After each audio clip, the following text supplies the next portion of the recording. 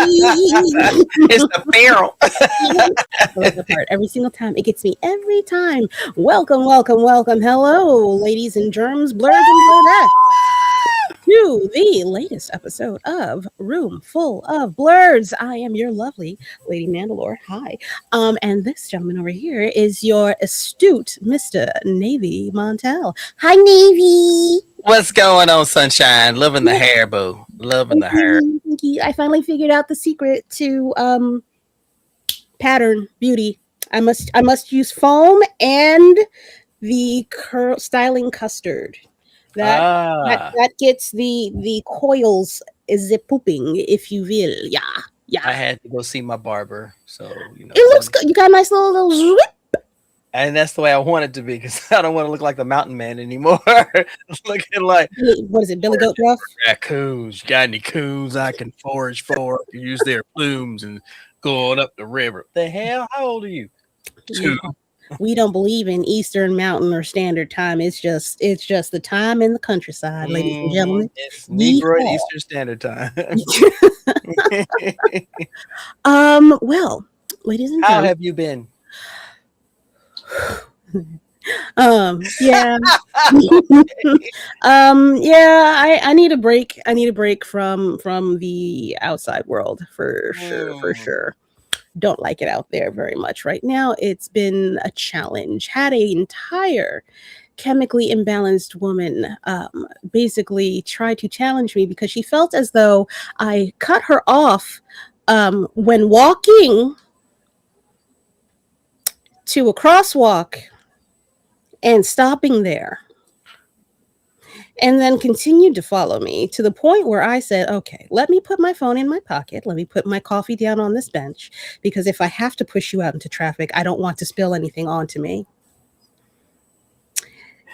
Yo, New York in the springtime. It's walking through New York is a spectator sport. All you gotta do is get one of the sidewalk side cafes, get yourself a snack, get yourself a beverage, and just watch, because you're gonna see some of the most amazing things happen that no one will believe. I will challenge you to simply take the bus.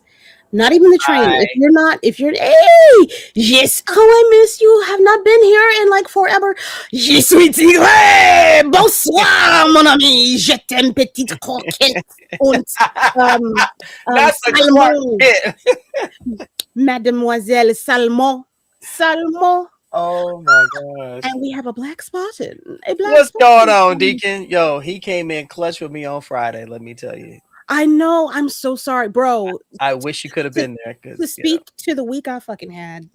It's all right. It's all right, because I had a kind of week like that too. You ever try to tell somebody something and they're not listening, but it's not until life just says, bitch, this is exactly what they were trying to tell you. And then they come back and say, oh, that's what you were trying to tell me. Yeah. The whole time. Yes. I hold no grudge, but at the same time, I just don't speak for the sake of speaking. There's a purpose. I'm trying to help you so that I can stop hearing this story. Please stop the ringing in my ears. Thank you very much. Yes. Hey, cuz, what's going on? Okay. How are you doing, baby cakes? I missed you at BlerdCon this year. Oh, we need to make plans. You, me, and one other person who I'm forgetting off the top of my head right now, but for next year's BlerdCon, I would like to discuss a collaboration of women's wrestlers. She already said yes. She already did it up. She said yes. That is like 1, 2, 3, 4. That's like 12 yes. That's 12 E's in the yes. Yep. Me to my kid. Yep. So it's just so you have it in your mind. Powerpuff Girls versus women's wrestlers. Okay. Like a glow type situation. Glamorous Ladies of Wrestling with a crossover. Okay. We'll talk. We'll talk later. Okay. I see you. Okay. Look at Bama doing big boy things. Oh, who'd you kickstart? Who'd you help? Who'd you help out? Who'd you give your donations to? You already know the answer to that question. No, honestly, sometimes I don't assume. There's a lot of good Kickstarters out there.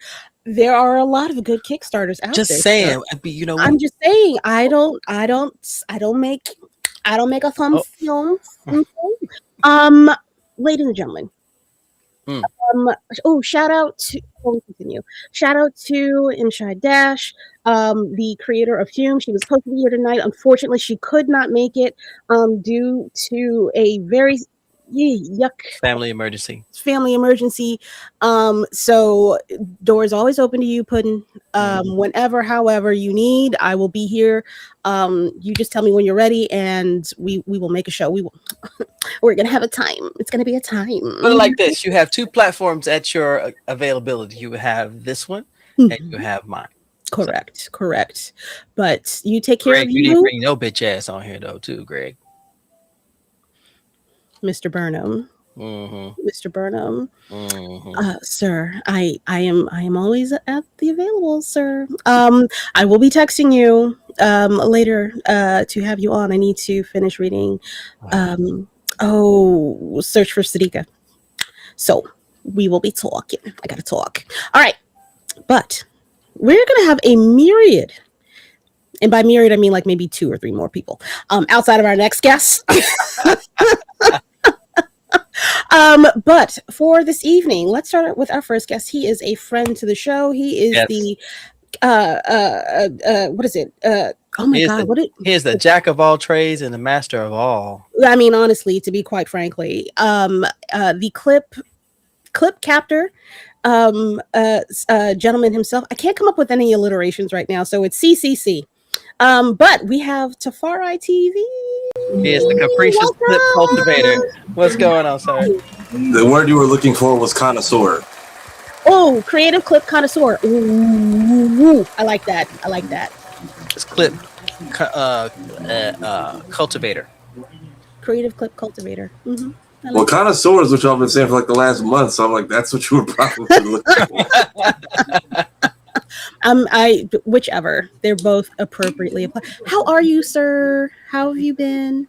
I'm good. Looks like it's gonna rain outside, which I ain't gonna lie, this mango tree outside is dying, so I still don't see nothing on the wall, sir. I got my Red Man print over here, like next to the gaming setup. I'm afraid if I move this camera, it's gonna die though. I'm gonna take your word for it for now. Let's do that. And then I got the they will kill you poster in the hallway, so I don't know. We'll see if it stays this time. Yeah, so okay. Red Man's over there, and then I got Zazzy Beats outside. So. Put it behind. Okay. With the pillow behind the headboard, ladies and gentlemen. Because they never move this thing, and if you touch it at all, it squeaks at like every angle. So I'm waking myself up at night, and I'm just like, you know what? That gets the job done until I get this thing out of here. I ain't mad at it, bro. Hey, making it work. I'm making it work. Making it work. Thinking on the fly. That's all it is. Adjusting to your surroundings. Okay. Tafari, what have you been up to, bro? Well, first off, trying to get this camera still because I shouldn't have touched it. But told you would take your word for it. Told you. Nah, but I don't know. Life it's quiet and it's weird. I'm used to being in a house full of people and animals, and I'm still adjusting to the fact that I'm not. I have free time, and it's actually like mine for once. So it's all a new occurrence. It can be disconcerting if you're not used to it, but I promise you, it's a beautiful thing. It is a beautiful thing. I go to the bathroom and somebody's not already in there. It's different. It is. That's a lot of clarity. That is a lot of clarity. So that's having siblings. That's being the oldest of 4, and then always having an extra person nearby. I think I'm gonna go do an adult thing, go to a matinee this week because I'm not going to Mario with these fucking toddlers. Oh, here's the best part. He doesn't have a DJ father going on in the background. What it is? That was another thing. I had to a lot of my schedule had to work around that, including like filming stuff, like on and off camera with what we do here and at Blerd's Eye. So I was doing skits. All my YouTube stuff was all around that schedule too. Jesus, good lord. Well, well, I don't have anything to really drink, but here's to freedom. Here's Yeah. your freedom. What Sip, is sip. Brought to that? you by Mind your Cream business. Dr. Pepper. Don't be pocket watching. Mind your business. Oh, I didn't know they made Red Stripe in mini bottles. That is not Red Stripe. That is Grand Marnier, and I will be making is it margarita? I'll make something with it. got you. Red Stripe. Okay, Gotcha. the bottle gave like small and Caribbean and strong, so I just assumed Red Stripe. I mean, I don't know. I guess if it's in a margarita, that's kind of Caribbean, isn't it? Some kind of. No, I don't I know. feel like Shut up! that Shut up! margarita Leave me more- alone! Leave me alone! Leave me alone! Put it in a drink. He says congratulations. But yay! All right, sir. You don't have any. Do you have any? You know what? It doesn't have to be a book, but do you have anything to show this evening from a Book-Dega-esque type of thing? You got wait, you got 30 seconds, all right? Because we about to get into it, and here we go.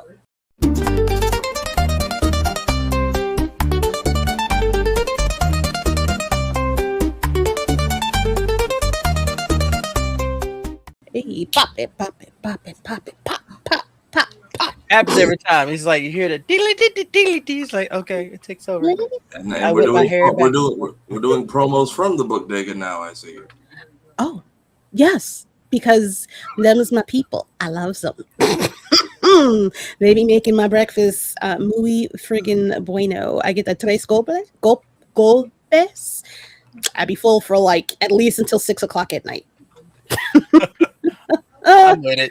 I'm with it. Well, you are our guest, Tafara. I don't mean to put you on the spot. Do you have anything in your repertoire that might be new to us that you'd like to share? Yeah, sure. Since I'm on 30 seconds, like the Nickelodeon Gas Network, I have my birthday comic from Navy, which I'm looking to find the other two. Which, by the way, they don't make Archie comics anymore for Sonic. It's now IDW now, but this is part of a 3-part special of the Death Egg Saga. So I'm looking for the other two. And then happy birthday, Tony Weaver Jr. I got a Sonic copy of Weirdo. So I bought one for me and my siblings. Managed to get him to sign it at BlerdCon. So slowly working my way through this. Nice. Okay. That is so dope. I didn't realize he had a hardcover out. When did he put the hardcover out? He was selling hardcovers and then paperbacks. So I bought hardcover for myself and 2 paperbacks for the other 2. I think he started with the hardcover first, and then he switched over to the soft cover. I thought it was the other way around. I think the first printings may have been hardcover, but now that it's been what, like a year or 2 now. Mm-hmm. He's got both. So when we were at the table, he had both options there. They were moving though. Them books was moving. Yeah, hardcover was first. Everyone's confirming that. Yeah. Okay, cool. Yeah, Renita and Ducky said the same thing. I came in for sure on the back end of everything because I only got the soft cover. My bad. Sorry, Tony. But also you got me money, so you good. Yeah, you could buy either or. I don't think he has a preference. I just was like, you know what? Let me, in case I need to put this on a shelf somewhere. Let me go and get support. Yes. Yeah, let me get something with a strong spine. Well, previously, especially in your previous household. Navy. Huh? Do you have wares that you'd like to show off to our esteemed audience? I actually do, and I even got a bit of a surprise for the Lady Mandalore. Oh God! What? It's fine. I'm gonna put it back. I ain't worried about it anymore. It's fine. Okay. You ain't got to threaten me with a good time. Shit. I wasn't even threatening you. You're gonna sit here and throw all this squeak and everything. It's fine. It's perfect fine. Okay, you know, it's fine. It's perfect fine. I know how to deal with people from New York. I just don't say that. That's fine. I mean, we just gonna look at you. Overread ruined the. See, that's why I got them the paperback, and I'm like, I'll keep the tough one for myself. Overread. I rather love hearing the overread. Okay, yes. If it's ruined by anything else, man. But the overread, I'm with it. Okay, so Lady Mandalore, since you have finally calmed down, I'm adding another one to your repertoire. Ooh. Vader Down #1. This is the variant cover. Navy. Found it. Navy. Amongst my travels. Navy. Huh? I love you. Okay, wait. Let me. I love you. If you don't send me them goddamn books, I'm gonna come down there. I'm just. They're going out this week because I still got one more. So hush. Okay. Y'all see what I got to deal with? You see this? You see what I got to deal with? I try to do something nice. Try to do something nice. Now I'm getting in trouble because I said if I don't get it, I'm gonna be pissed. Now what? No, I can't have it neither way. I'm not a Vader fan. You are one of two people that I know that are Vader fans. You and Miss Angie, the foodie, my first partner on my first podcast. But I digress. Yeah. You're a Vader fan, so is she. However, she is into Darth Maul, so it's easy for her. And I've already gotten her taken care of. So. Wait, Navy. What? You know, Are you a Mauler too? I respect Vader, but I'm very much into the malls. I like maulings. Okay, I will. No. I will see whatever other things I can. No. You're good. I got. Ooh, actually, I think I do have a Darth Maul comic around here somewhere. I'll see what I got to deal with. You see this? I love you. Okay, we're gonna move on. Yes. Underwater.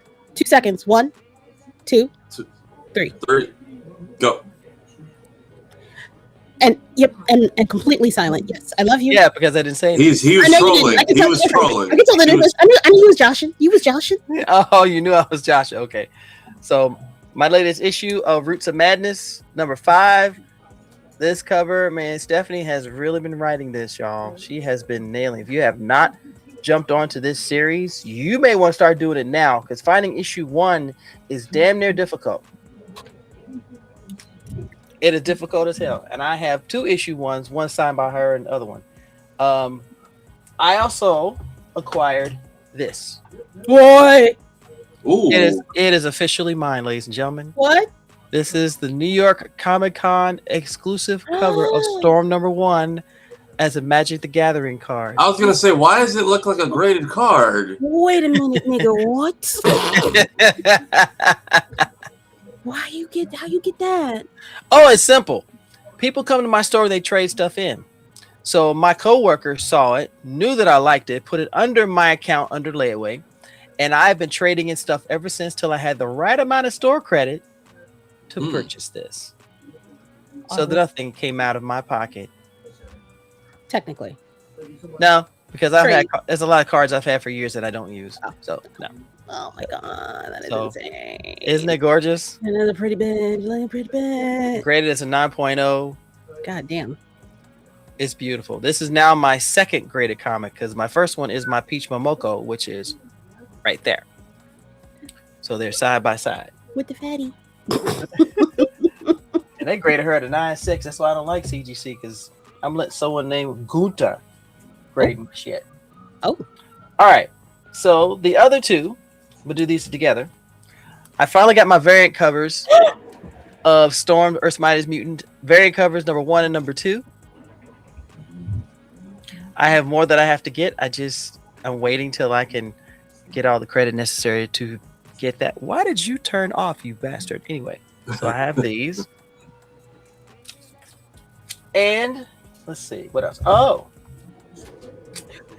I see your fumes and raise you one. Oh, bro. And it was signed by her right there. I gotta get. Did I get? Oh, she did sign mine too. She signed right there. Yeah. Twins, but not twins. Yeah, I'm the negative twin because mine is black and white. Y'all, if y'all can pick this up, do that because this is an amazing story.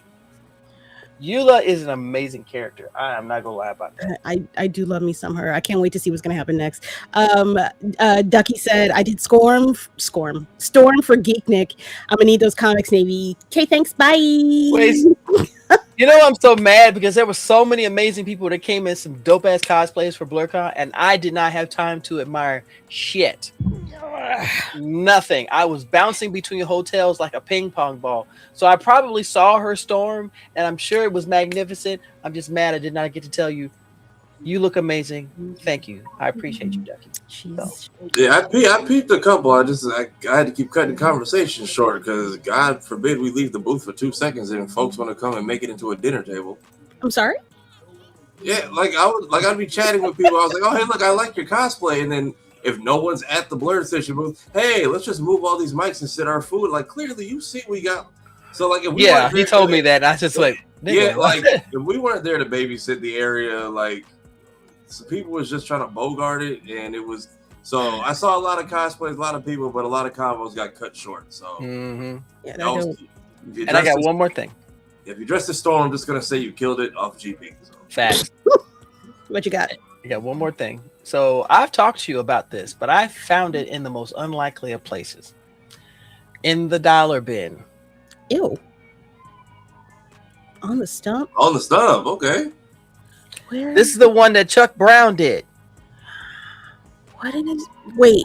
What? How long ago did you talk to me about that one? This is the one I told you where it was a time where congressmen and senators, they fought in the ring to have their bills. Yeah.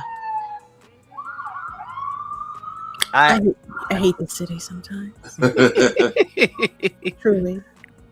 I found this in the dollar bin, y'all. You go to your local comic store. If there's a dollar box or a dollar bin, pay attention to it. This is one of the dopest comics out there. It is black written, black drawn, black owned. Even though Image said, "Here, do your shit," they said, "Okay." So this is about Jack Hammer. He is a senator who has been fighting in the ring for bills to be passed, but there's a conspiracy, of course. Of course, there is. He is going to find out what the deuce. There is even a villain that looks like Colonel Sanders with a physique.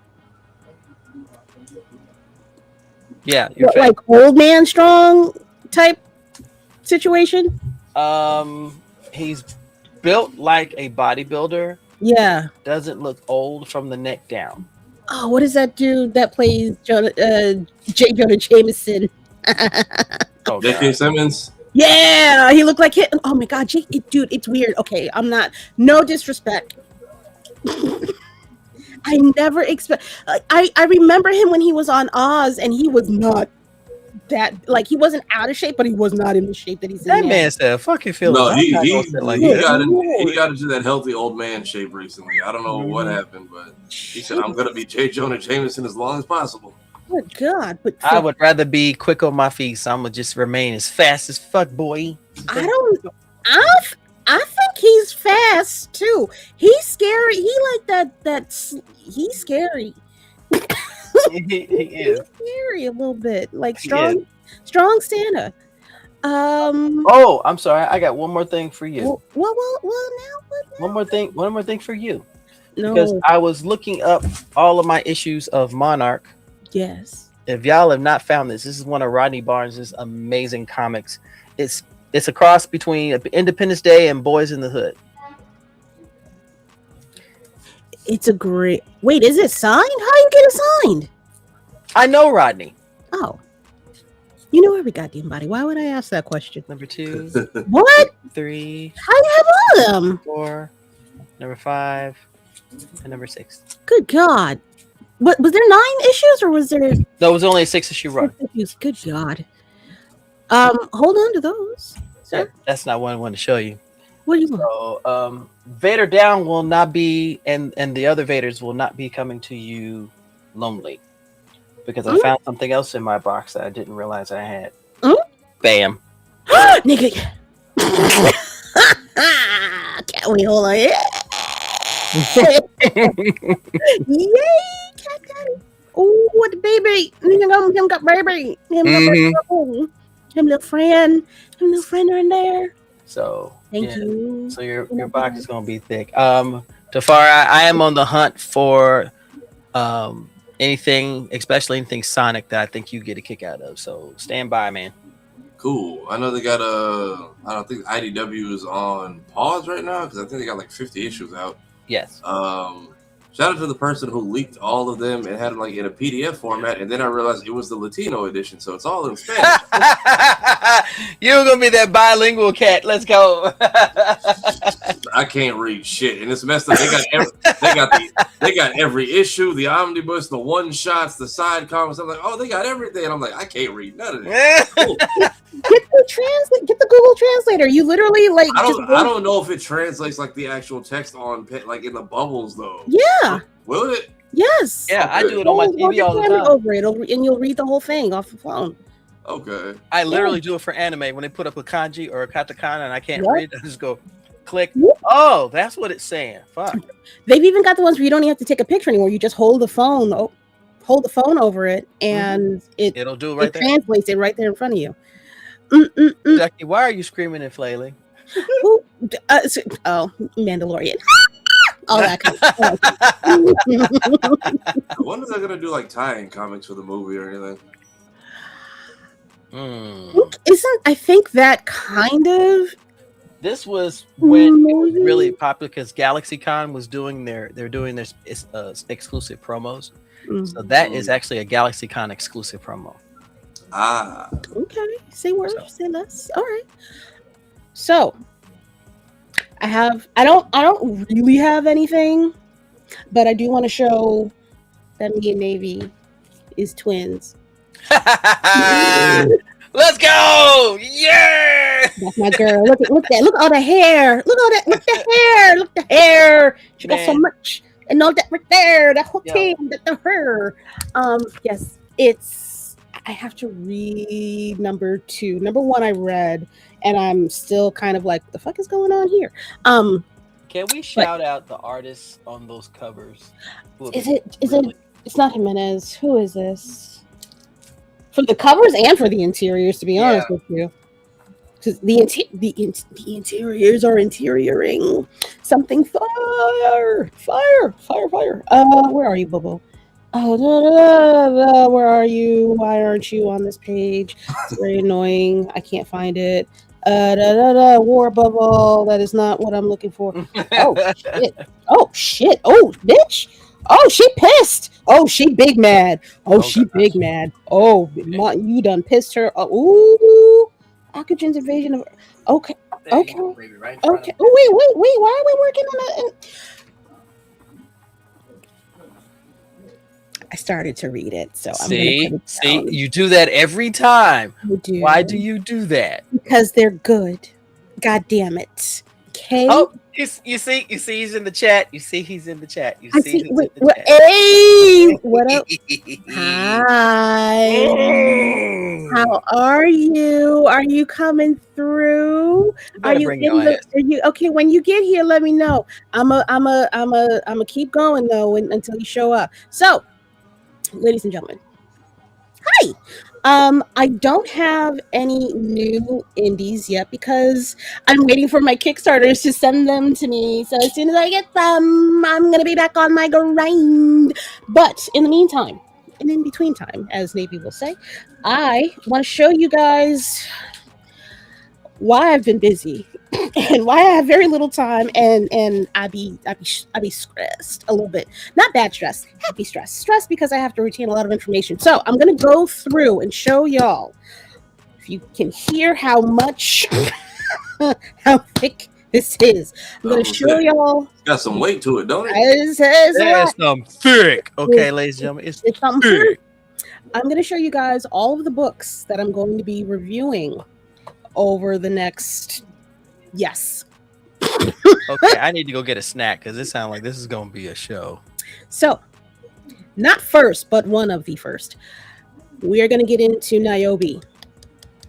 I have made a terrible error in not going through these and reviewing them because the first couple of issues I read got sucked into them, and then Roomful of Blerds happened. So, I need to read Niobe She Is Life and Niobe She Is Death. I believe there's a Tales of Asunda as well. I'm going to try to get into those, but I want to get into the core Niobe lore. So that's one thick book that I got to get through. We've had this gentleman on the show. It's Mr. Hawkins. I apologize. Curse of the Gorgon. I believe I accidentally showed. If you go back in a couple of episodes, when Yes, I got mine. Mr. Patrick Yeah, I got mine yes, too. Mr. Yeah. Hawk, yes, I accidentally showed a scene Moment. from this book, A moment. and it was not suitable for children. So I'm gonna go through this, give a review on that. I am extremely upset at myself for not doing this sooner because this book is still fire. New Game Plus. This is this book has been amazing. It still has a mark in my mind. Cullen Carson, I hope you are working on issue number 2 as we speak. Speaking of which, Ray Comics published this book, and shout outs to them because they are officially going to be selling their comics at Midtown Comics here in New York, motherfucking city. I'm so proud of them. I was like shouting from the fucking rooftops, like, I can't believe you guys got into that! I can't wait to come about the whole thing. And Cullen did say he is working on issue 2. Ooh, wonderful. I hate New York City. But yay! I talked to him at BlerdCon, so yes. Okay, good. Oh, good. God damn, is the fire in the building? Oh, shit. They're excited too. I guess, but like, relax, calm your tits. Next up, my guy, Mr. and Mrs. Lion, or King and Queen Lion, their first issue of Flame. I need to get into this and read this and give this one issue a review, and I need to pick up the rest of them too, to be quite honest with you. But there's a lot, and your girl is be hurting the pockets. So I'm gonna just stick with issue 1 for right now. Next up, The Search for Sarika. These are by Greg Burnham, the creator of Tuskegee Airs. I need to give these a quick run through, especially since they're signed. He was so kind. And give you guys something else to pick up off of his website. We've had these gentlemen on the show as well. Mr. Aaron Coney, Mr. Malik Gray, and next up, they're all fun. I love them all. I'm going to give you guys a review of this. I might even include a few pictures of issue 1. Issue 2 is already out. I know issue 3 is coming up shortly. Bop. It's a bop. This is my friend. Okay. I have not had him on the show, and I don't know why, because we would have a time. Mr. Nana, by the one, the only Greg Anderson Lee, Elise, sorry, pardon me, say it the French way. This is, I believe, this is volume 1 of Isnana. I'm gonna not rip through it, but you know what I mean. I'm going to fly through this, give this a review. I'm hoping by next month I will be done so I can hit this next volume. Oh, that was volume 2, but I have volume 1 as well. And then I'm gonna do. There's a couple of comics I was, I'm not even gonna say that. Got another comic that I vaguely hinted at. This actually got some mainstream. Pickup. They Choose Violence. I have all 5 issues.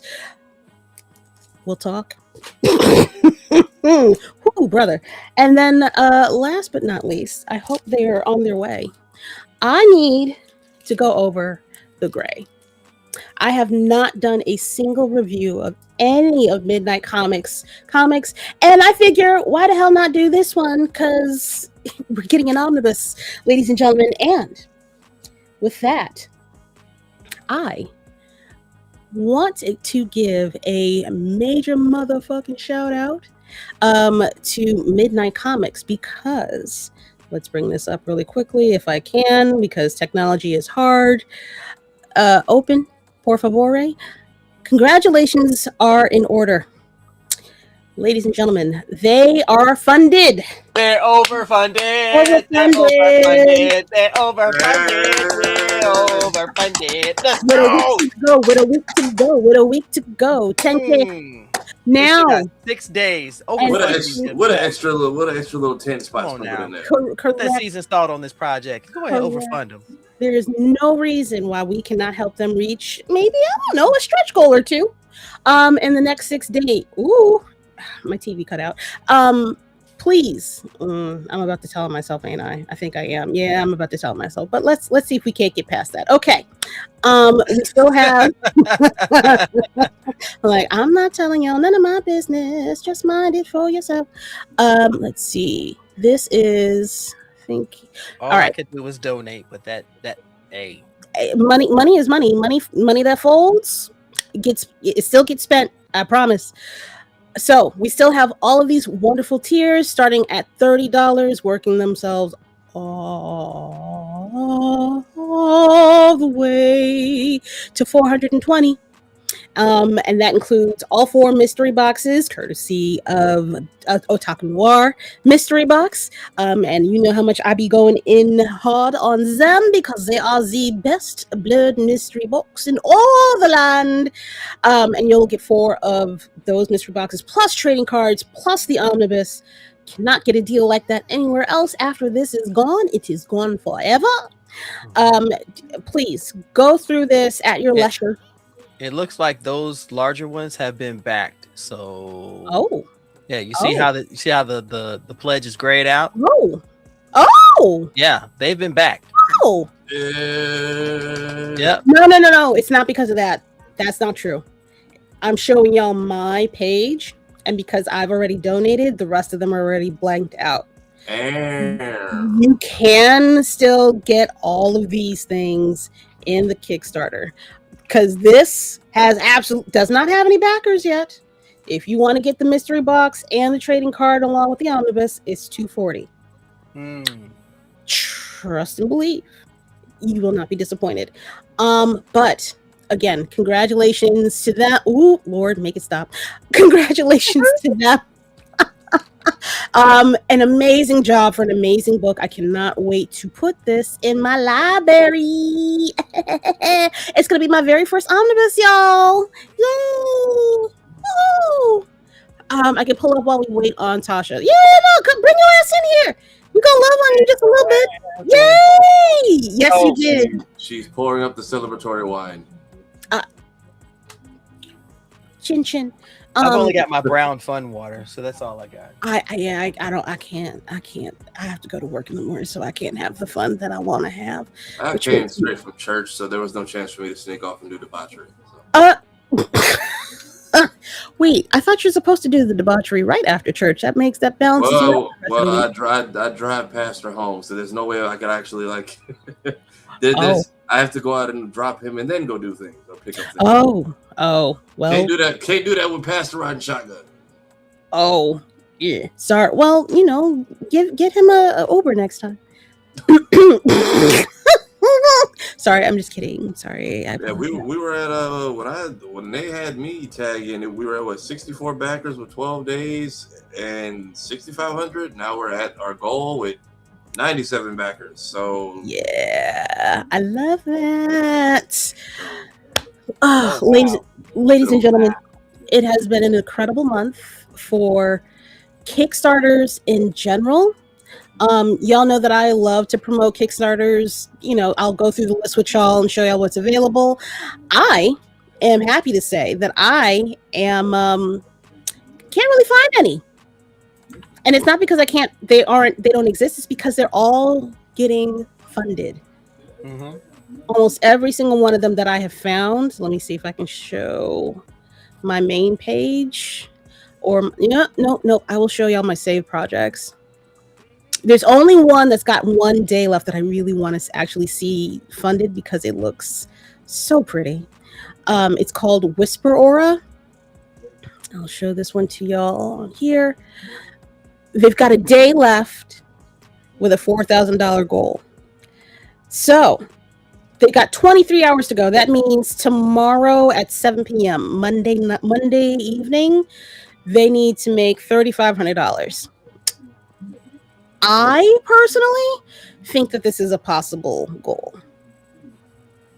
I think if the word gets out to enough people, this is absolutely achievable. I love y'all. If Midnight Comics can get, what was it? It was almost $4,000 in 24 hours or $6,000 in 24 hours, something like that.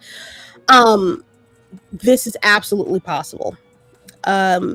lowest pledge amount, I believe, is $20. You can always pledge without the reward if you just want to make sure that he gets funded. You can absolutely do that. The writer creator is Marlon Mikulski. Let me tell y'all what this book is actually about, because that's going to be helpful significantly. Whisper Aura is down here. Whisper and Aura's goal is to protect their community from the organized crime and corruption that threaten its people and culture. Whisper strives to be a street-level hero who keeps his neighborhood safe from the inside, often grappling with the moral and legal issues of vigilantism. Aura, inspired by her brother's example, is learning that doing what's right isn't always what's legal, embodying Black pride and legacy. As heroes with incredible enhanced human abilities, they are a symbol of hope and resilience, and their actions often serve to protect the cultural legacy and history of Brooklyn against forces of crime, police corruption, and moral decay. Whisper and Aura's heroism is deeply rooted in the oral history passed down from their great-grandfather, the survivor of the 1921 Tulsa massacre. This legacy of Black Wall Street serves as both a warning and a blueprint for their mission in Brooklyn. Their grandfather's stories of systemic destruction of the Greenwood district instill a fierce protective instinct. Whisper and Aura do not just fight crime. They fight existential threats to community longevity. They view modern urban renewal and corruption as echoes of the 1921 attempt to erase Black economic and cultural power. The siblings treat local Brooklyn businesses and cultural landmarks with the same reverence their grandfather had for Greenwood. Their heroism is an act of preservation as much as it is intervention. I can't understand. Oh, I know why. I'm looking at it right now, and I see why this... Okay, we're going to have a conversation right now. All right, y'all? Stay with me. I think the problem with this is the cover, because it's AI generated. Mm-hmm. So, I cannot in good conscience... this makes me nauseous because I'm just looking at the cover. I read it and I was like, oh, this sounds really good. But there's that AI vibe. That AI, bruh, pay your artists. Whoever you paid or whatever program you paid in order to get this cover generated, you can take that and give it to an artist and say, this is what I'm looking for. Oh, it makes me mad, son. It makes me mad. Swap that out, and then I think more people will definitely support us. For right now, you got Brother Ben X over there on the left. Yeah, bro. There are literally other artists out there who can create your vision for you. They want a chance. That's all they want is an opportunity. And y'all can make this work. What they may have to do is let this Kickstarter drop, and then go back to the drawing board, get their artwork redone by a human artist, and then put it back up again. Are you able to swap your cover art on Kickstarter and like once something's up? No, you can make edits to your Kickstarter. Yeah, you can edit your Kickstarter. The key thing is they only allow you to do it so many times before they will nerf it. Yeah, there's too many. I'm looking further. So I apologize to y'all. Just looking further into the images that he has on the Kickstarter, and they're all AI generated. And I can't, my guy, you can't do that. Can't do that. Oh, bruh. Oh, it makes me sad. Examples of karmic art by Emax and Manuel Oliume. So, all right, I'll show this. Because this artist is part of it. So I'm going to assume, which is dangerous in these... That is not AI for sure. That is correct. That is beautiful human work. So I want to have a conversation. I really want to have a conversation, because if you have somebody on your staff that's capable of doing this, what happened to the covers? I'm confusion. If they're not AI, maybe lean a little bit away from I guess the AI looking type stuff, but it for sure looks type AI for me. But you know what? While we're here, can absolutely give support to this wonderful human artist. And Max Emmanuel Olumide. Olomito. Olumide?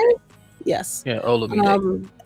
Look for his stuff. Look for him online. Go ahead and give him a follow on Instagram. I'm sure he has an Instagram. There's no way. Look up Marlon Mikulski. He might have other work that he has. He might be he writes clearly other books. He's an American author and screenplay writer of fiction, romance, and science fiction. Let me see, what else does that say for him? He is known for his novels about contemporary African American life. So, very much willing to support, bro. Very much willing to support. I need you to fix that one thing. Fix that one thing. I think you would have been funded in less than a day if you didn't have that one thing. Glaring thing. That's not so sexy. A little bit not sexy. I mean, that and there is like an actual problem with it on Kickstarter too. There's been a lot of people that like start projects and then it's all images and people can't tell for some reason. And then they get funded and then they just run off. So yeah, that doesn't happen. From my experience, does not happen that much. Doesn't happen much, but there are a lot of listings that have been popped up, like more than they can catch lately. Mm. So it's for logistic reasons, you should probably get the art swapped out. Well, with Kickstarter, once you submit it, they go through a vetting process to make sure it's legit. So it's not just okay, we're going to put up a Kickstarter. They've had to review entries into, because they've had people who have scammed out. Yeah, it's based on what Lloyd and Tasha, have had to go through just to get their stuff funded. It's a pain in the ass talking to other people that have had to get their stuff their Kickstarters funded, or posted in general. Pain in the ass to do. Hey, Chaos Demon Speaking of building. Look at what that. up, dude? Where the frack you been, bruh? Our esteemed writer and author in the building. He's been hustling Girl Scout cookies to the community, Black Dynamite. That's what he's been helping out. Helping out with the cholesterol rising in local communities everywhere. Actually, does your child still have a cookie plug? Drop the link. I might need a couple boxes of Thin Mints over there. Now to think about it, this is the 1 year I did not get Girl Scout cookies. I haven't seen any out here, and I'm just like, I think Lore might have. If he's got the online link, I mean, I might put him on a couple boxes. We may have a full house tonight, there, Captain. I think so. I mean, we could. I'd like to. Okay. Chaos Demon, can you come in, or are you still swamped in cardboard and cookies? If you'd like to come through, I'd love to have you, sir. I can send you the link. I'll DM you in the whole nine. I'll threaten you with a good time and all that razzle-dazzle. Give me a second. I need to shuttle in. All right, cool. I got you. Helping with the joy, increasing the community. Get it right. I mean, yeah, man. Yeah. Okay. I can send you. Oh wait, I thought you had. No, wait, hold on. You got a whole permanent link. Sir. I'm gonna catch you. Okay. I got the link. You don't have the link. Oh my God. I'll you. Give me. But a mere moment, I will send you the link. While I'm doing that, let's talk about some televisiones. Okay, we're gonna talk about it.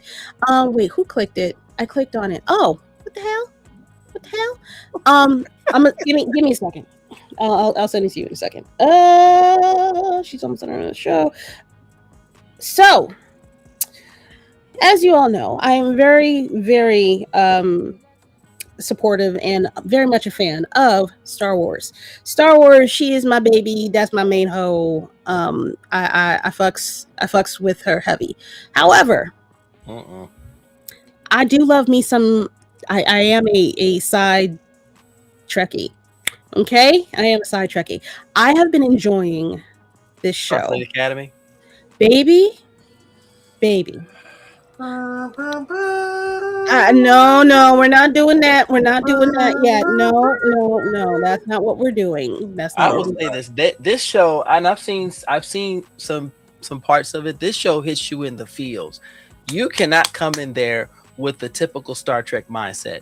Their storytelling in this is priceless. It's so good. It is so good. This is the first show I want to say in decades where I've told people just jump in. Just I jump said in. that about Discovery. Yeah, you don't need no Discovery. I would even say it's even easier to jump in compared to Discovery because it feels like this is a complete wipeout, and it feels like it's something that the original series would have benefited from too, having growing up with Kirk and Chekhov and all of them. I think if you could take that show and bring it into the future and have it start off the way that it did, this would be the show to do that with. Midnight Comics. I'm trying to multitask here, y'all. So bear with me for a second. I said, do they have the right link, or do I need to send them the one you gave me? I sent it just now. I sent it to their email. Let me see. Let me know how you go. But my face in 2026. I'm so sorry. I clicked on it. I'm going through all these things. Yeah, bro. It's flawless. It's almost flawless. There's a couple of things that I was kind of like, it's a little clunky, but I'm gonna let y'all live.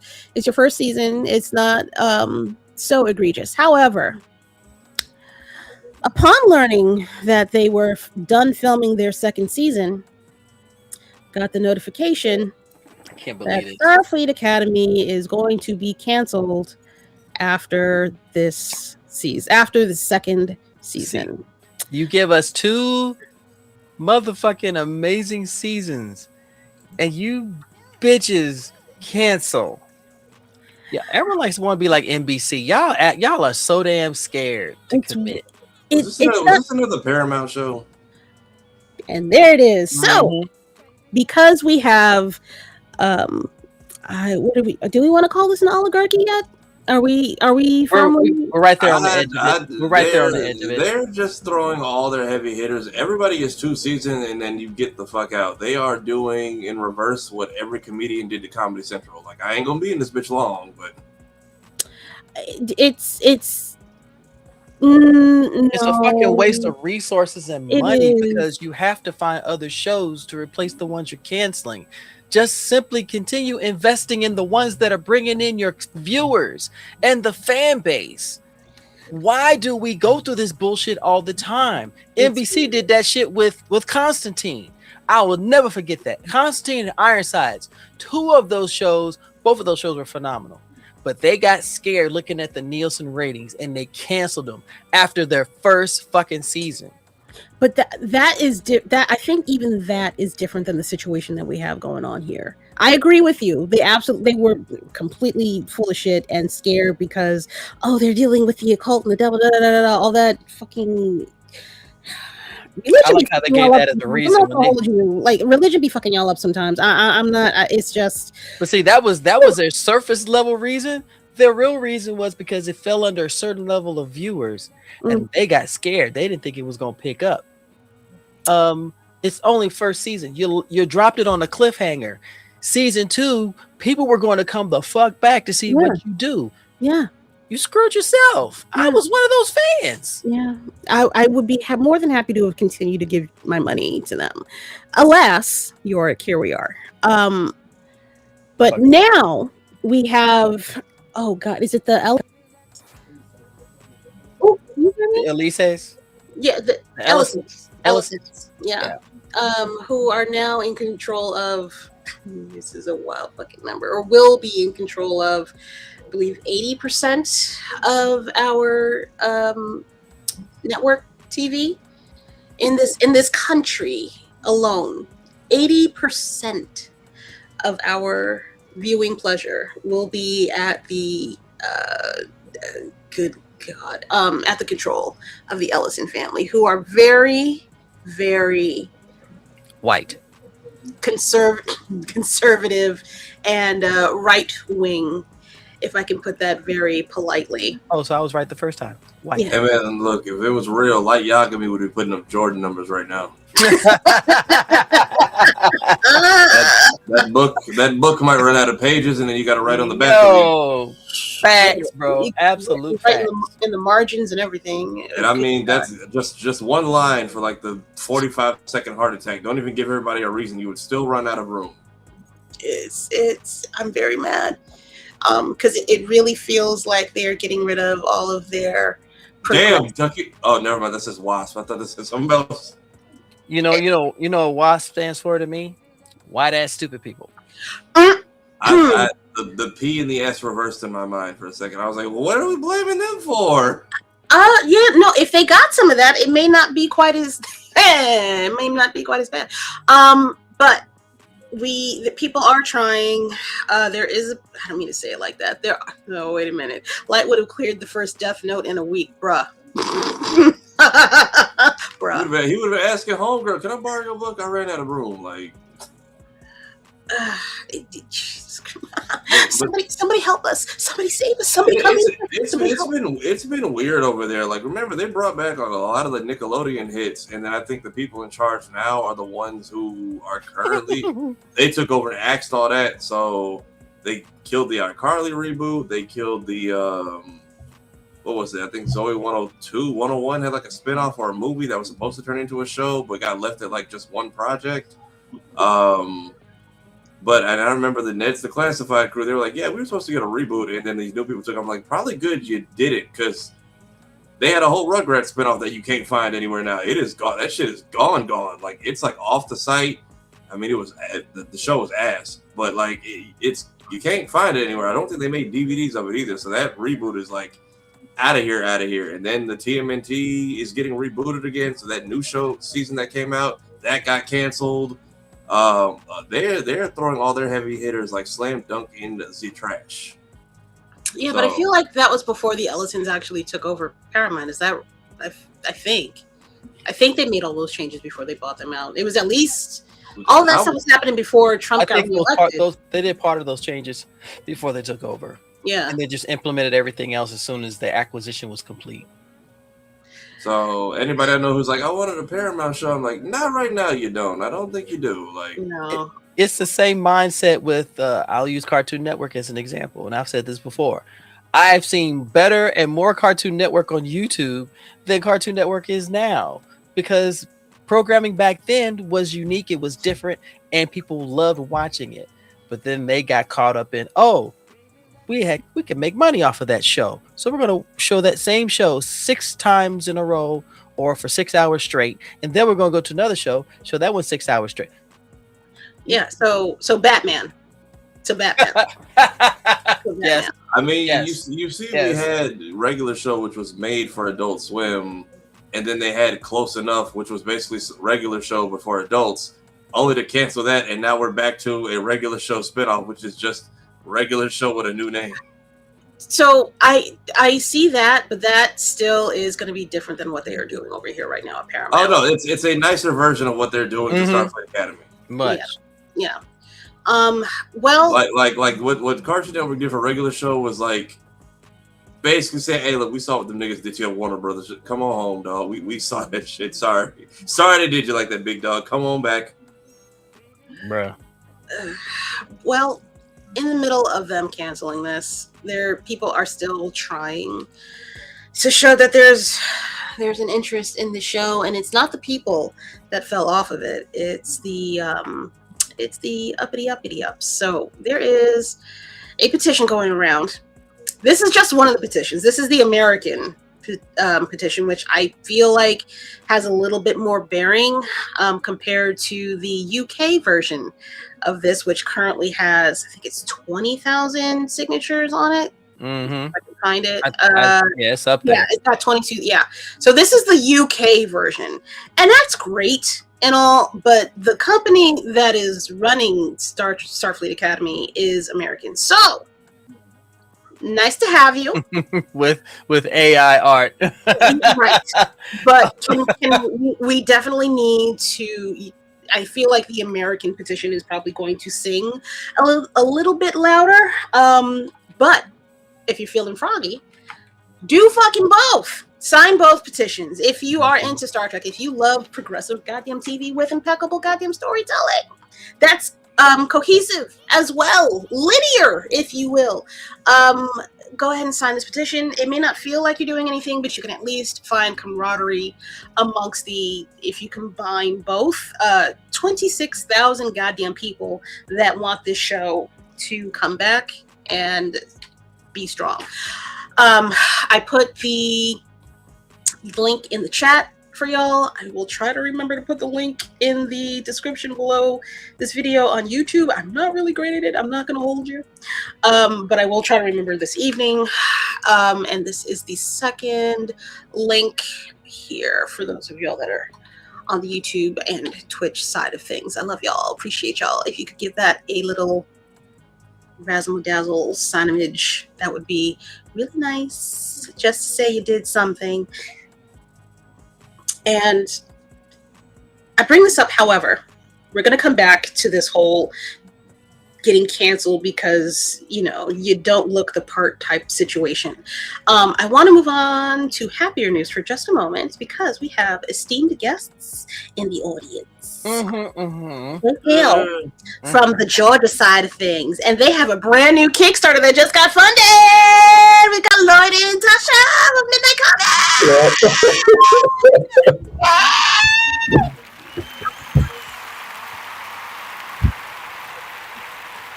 Wait. Right there. Money dance. Lloyd's face and Tasha's shoulder. Wait, we get Lloyd's face and Tasha's shoulder. I don't know how to feel. She's finishing. She's off screen finishing a drink. Leave her alone. I'm messing with you.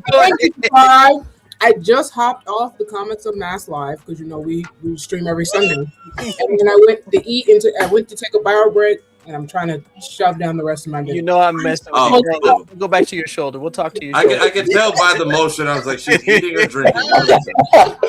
It's like, so Tasha's shoulder. How do you feel about the success? My shoulder. She is present. You look lovely though. Your shoulder looks earlobe and an afro puff. So I guess we're almost complete. Thank y'all so much for coming through tonight. Congratulations. We had no doubt at all that you guys were going to be funded, and you needed that uplifting and encouragement to know that you have a solid fucking community behind y'all. For the past 5 years, y'all have been grinding, and you got 3 people right here who are part of a massive collective of melanated blerds who believe in your vision and said, give them motherfuckers what they deserve. Give it to them. And Bama too. Hey, what up, girly? How are you? No, you're not late. You're just on time for the celebration. No, you were right on time, baby. Hold on. I'm sorry, Chris. Damn, I'm gonna be fucking up on this goddamn show. Hold on. I be messing up. Wait, Chris, where are you? It's a party. That's all. It is. Literally. How does it feel? How did it feel when you saw that number hit 1 and 4 zeros behind it? That joke was surreal. Not even gonna hold you. Yeah. Not even gonna. That joke was surreal. You could ask your parents. It was like, what? So she came back home, right? Because I was getting ready for the podcast and needed a moment beforehand. So we'd actually just hit the live button for the podcast, like 5 minutes before it happened. Mm-hmm. And I accidentally somehow got out of the screen and was like, oh God, what did I do? And I'm going through, because I use Lloyd's computer. I'm going through the different tabs, and one of them happened to be Kickstarter. And I'm going through Kickstarter. I said, oh, wait, that says $10,000. $10. $10, whatever it was. I was like, finally found the screen I was supposed to be on. I was like, oh, okay, I'm just going to intervene right quick to say that the Kickstarter is fully funded. All right, we can get back to business is what we're supposed to be talking about today. Meanwhile, I had just set my phone up, so my phone was dying. So it was just like, hey, Talitha, run upstairs, plug this in for me, whatever. And then all of a sudden it was like, ding, ding, ding, ding, ding, ding, ding, ding. I'm like, what the heck is happening on my phone? Oh, okay, I'll give it a couple minutes, and then boom. I know the face, I know, but it's just like, you know, I don't know. I'll leave it for later. Couldn't possibly be anything important. What? Nothing big, no big deal. I'm Nothing kind of like, big. all right, let me see my phone. What? For real, dude. Oh. Where's the champagne? Where's the champagne? This is a budget show. At her parents' house. My parents did buy champagne today. They did. They didn't. I don't think they were planning on sharing, even though it was a big buy. But it wasn't. We'll save it for tomorrow. We'll save it. This is a perfect time to celebrate. You know what? Save for MomoCon. We're supposed to have drinks with Navy.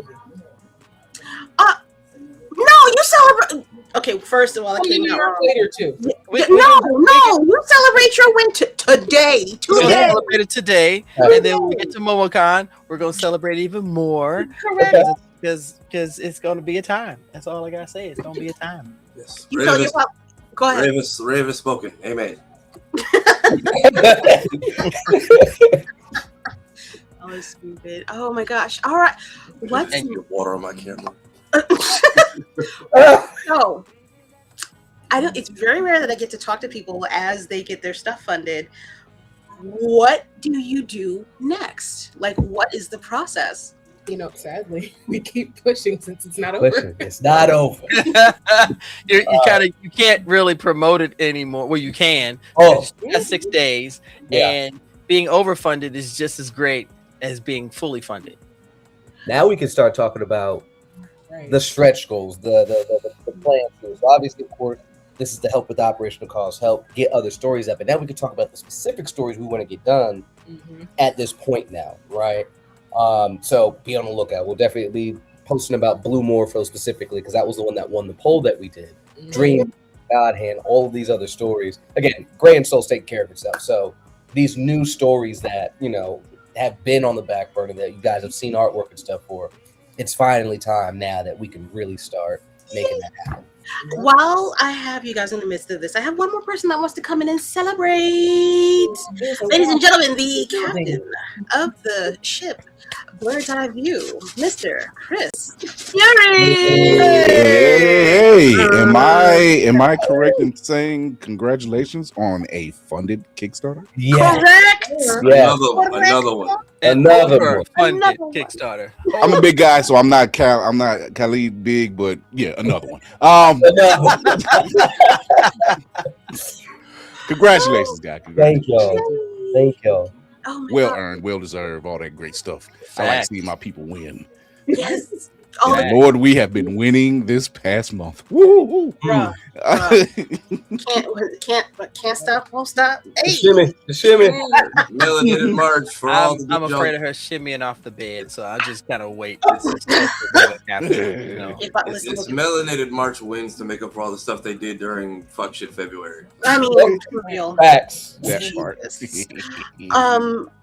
Have you got? This is for everybody in the room. Has everybody else noticed that there's been a blooming of funded Black Kickstarters Yeah. in the last Yeah. couple of months? Oh Yeah. yeah. It's not anything new for me. The ones that I be funding, just they keep popping. But I was saying earlier, I've been having issues looking for Kickstarters that aren't funded by us. I'm having a problem. So I say all this to say there have been some naysayers out there in the world. I am not coming for you. I will. No. Well, This is okay. the teachable moment. Okay. Put up or shut up. You said, well, what? Let's see what happens when somebody else does it. Well. This month, I'm gonna let you have. I'm gonna say it. I'm gonna take this month. I want to see this happen for consecutive months. I want to see this happen for at least the rest of the year. So that's my goal with my little humble flex. I know that we have been out here helping Kickstarters get funded. I know that the folks that are saying, "Oh, we never come out and support each other." What now, nigga? I'm sorry. Do we need to get the box? I'm sorry. I'm just saying. the boxes of black indie comics in the corner over here. Like I'm just saying, Mhm. we may not be loud, but we get shit done. That's If right. we point at something and we need to pull the trigger on it, bam. All right, it gets We are here, did. ladies and gentlemen. I want to say something real quick because Yeah. I'm glad you said that. Mm. A prime example of that, and it's not just Kickstarters. It's just it's the content alone. I Yeah. want to shout out to Battle Chi Comics Mhm. because during BlerdCon, he sold out the first day. Yeah. Glorious. Oh yeah. The first day. Him and Patrick, as a matter of fact. Yeah. So he had time. He's like, yeah, I'm coming down for the interview. I was like, you're early. He's like, oh, I'm sold I'm out. done. What? Okay. Give me a minute. I'm It's- not yet. It's not hard. It's not. This is not. I don't want to say it's a hard thing to do. It is. There's a lot of things that we, or not me, because I can't write for shit. That creatives have to do. Don't fold your arms at me. You ain't seen. You ain't seen You know what I what? can I'm do. gonna join her too. I'm thinking. I'm still. Tomato. I'm gonna shut. But Pineapple, ladies and gentlemen. stop. I mean, I could do stuff, but it's not about me. It is very hard for us to get the notice and the respect that we deserve when it comes to any field that we are in. Yeah. That goes from the fucking Olympics all the way down to independent self-published comics. Okay. To try to jump on the bandwagon. I don't know. It's not jump on the bandwagon, but it's very. You're repeating things that other people have told you about your own community. Right. It's very hard for people to get out of this mindset of what the majority of the population in this country show what we are capable of doing. They have a skewed vision of what we are capable of doing. The only way that we can prove it, not to them, but to ourselves, is to promote things like this when they happen. Yeah. I at some point during the show, I don't know how much time I got left. I want to go through all of the Kickstarters that I don't need promotion because they're cooked, they're done. They have made it and excelled, exceeded expectations for what they wanted for their Kickstarters. I was going through it just now, but you know. AI, why would you fuck yourself on doing this? Stop doing that. Stop doing that. For shame. For shame. But this, for me, at least in this one microcosm of the comic creative universe, Kickstarter is showing me that we are wanted and we are supported. We are needed. It's not a game. It's not a joke. It's not a fucking fluke. There are so many Black creatives that have books out right now that still have weeks to go with their Kickstarters that are exceeding their expectations. This is not a one-off thing. There are obviously going to be ones that fall under the radar that get missed or don't get picked up or don't get promoted or don't get seen by the right people, and that's sad. But there are so many other ones that are riding this fucking wave, and I hope and pray they have enough courage and determination to do their next issue. I want more Stranger comics. I want more Midnight comics. I want more Ray comics in Midtown fucking comics. I want all of that. I'm coming for that ass, Marvel. Coming for that ass, DC. I ain't fucking with y'all no more. All right, my peoples. Again. Image is just going, nah, I don't want that. No, they all right. They all right. We had lunch with Ignition and IDW the other day. Yeah. I mean, but can I be a little shady? Are we not already there? No. I was gonna say it's gotten kind of dark in here. It's gotten kind of dark in here. It's hard to storm clouds outside. Ignition. Love your work. Loving reading your books. No shade there. 10 out of 10s, no notes. I need more Black people on your staff. Because the only person that I know of out loud is Stephanie. Why is she alone? Why does she feel lonely? Why can't she sit at the cafeteria table with somebody else that looks like her a little bit? Just a teensy bit? I'm just saying there are other people out there. Spend the money. Love you. Hugs, kisses. Bye.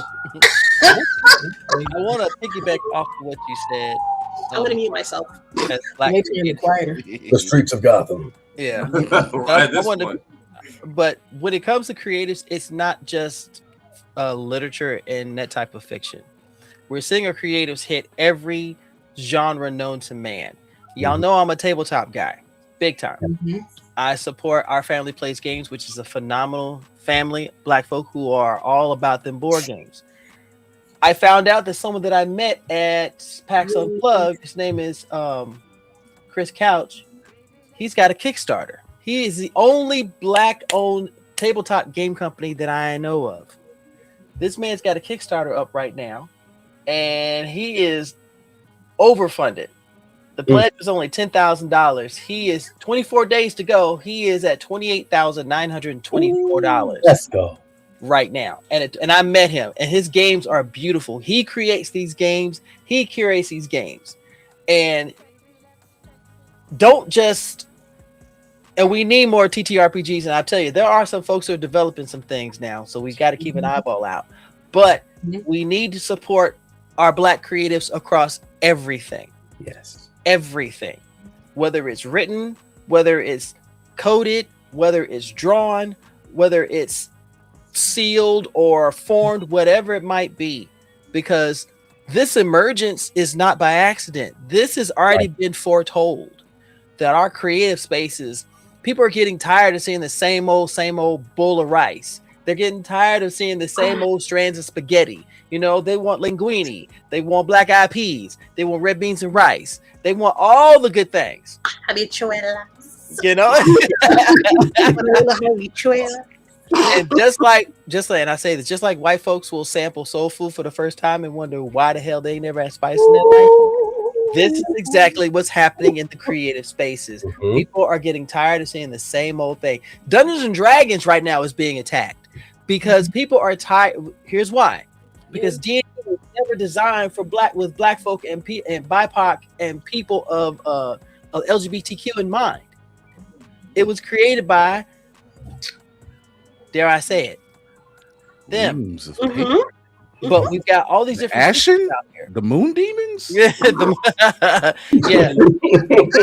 I don't know tabletop. Like I don't know D&D and stuff that well, but I know me and Chris talked to how do you say DIE era? Yeah, era. Yeah. I'm glad you Them talked. boys. I told him to come by the stream, and I'm glad you talked to him because like Navy can ask all the right questions about. Yeah. Not to mention, my voice was starting to go by the time it came. I was like, I don't want to do. I'm the backup voice. Call Navy. Why? Oh, Chris can't talk. They gave us like free copies of their whole build a character Bible and whatnot. I'm just like, I'm keeping this in my archives in case wherever. But like, they went so in depth with everything that they had about. Yeah, they did. Like they definitely are hitting some angles that other people don't. So I remember them talking to us at DreamCon, like just based off of the small amount that he was telling me alone. I was like, go see Navy. Go. You need to get your ass to work. We did see them there, didn't we? Yeah. They found me a while ago, and they were like, "Hey, we heard. Okay, what you got? Mufasa. Okay, let's go." It's glorious. Glorious things are happening. Imaginations are being cultivated every fucking where. And it's going to be between comics and tabletop RPGs. I am absolutely for certain. Since books are being burned, I'm being extra right now. Since books are being burned at an alarming fucking rate in this place. Yeah. Good. Lies are being told. Books are being burned. Lives are being satiated. It's not right. Thank you, Jason. I'm going to take a quick commercial break, and by a quick commercial break, I'm going to say, could y'all please stop playing in my face a little bit? Could y'all hit that goddamn bell? That notification bell. Could y'all please hit that like motherfucking button? I don't like to curse at y'all. I save that for the Lies. people. I curse at y'all. For sure. But that's because I love you, and so I am showing my audience, the new and the seasoned veterans of Roomful of Words, get your asses. I don't know how many people are watching, but I see 14 likes on the page right now. Okay. So Okay. So you know what? belay that order. We are trying to get numbers up by a certain threshold because they only stay for a year per video. So y'all need to go ahead and. I mean, y'all there. No. So here's the thing. Okay, so here's my friend.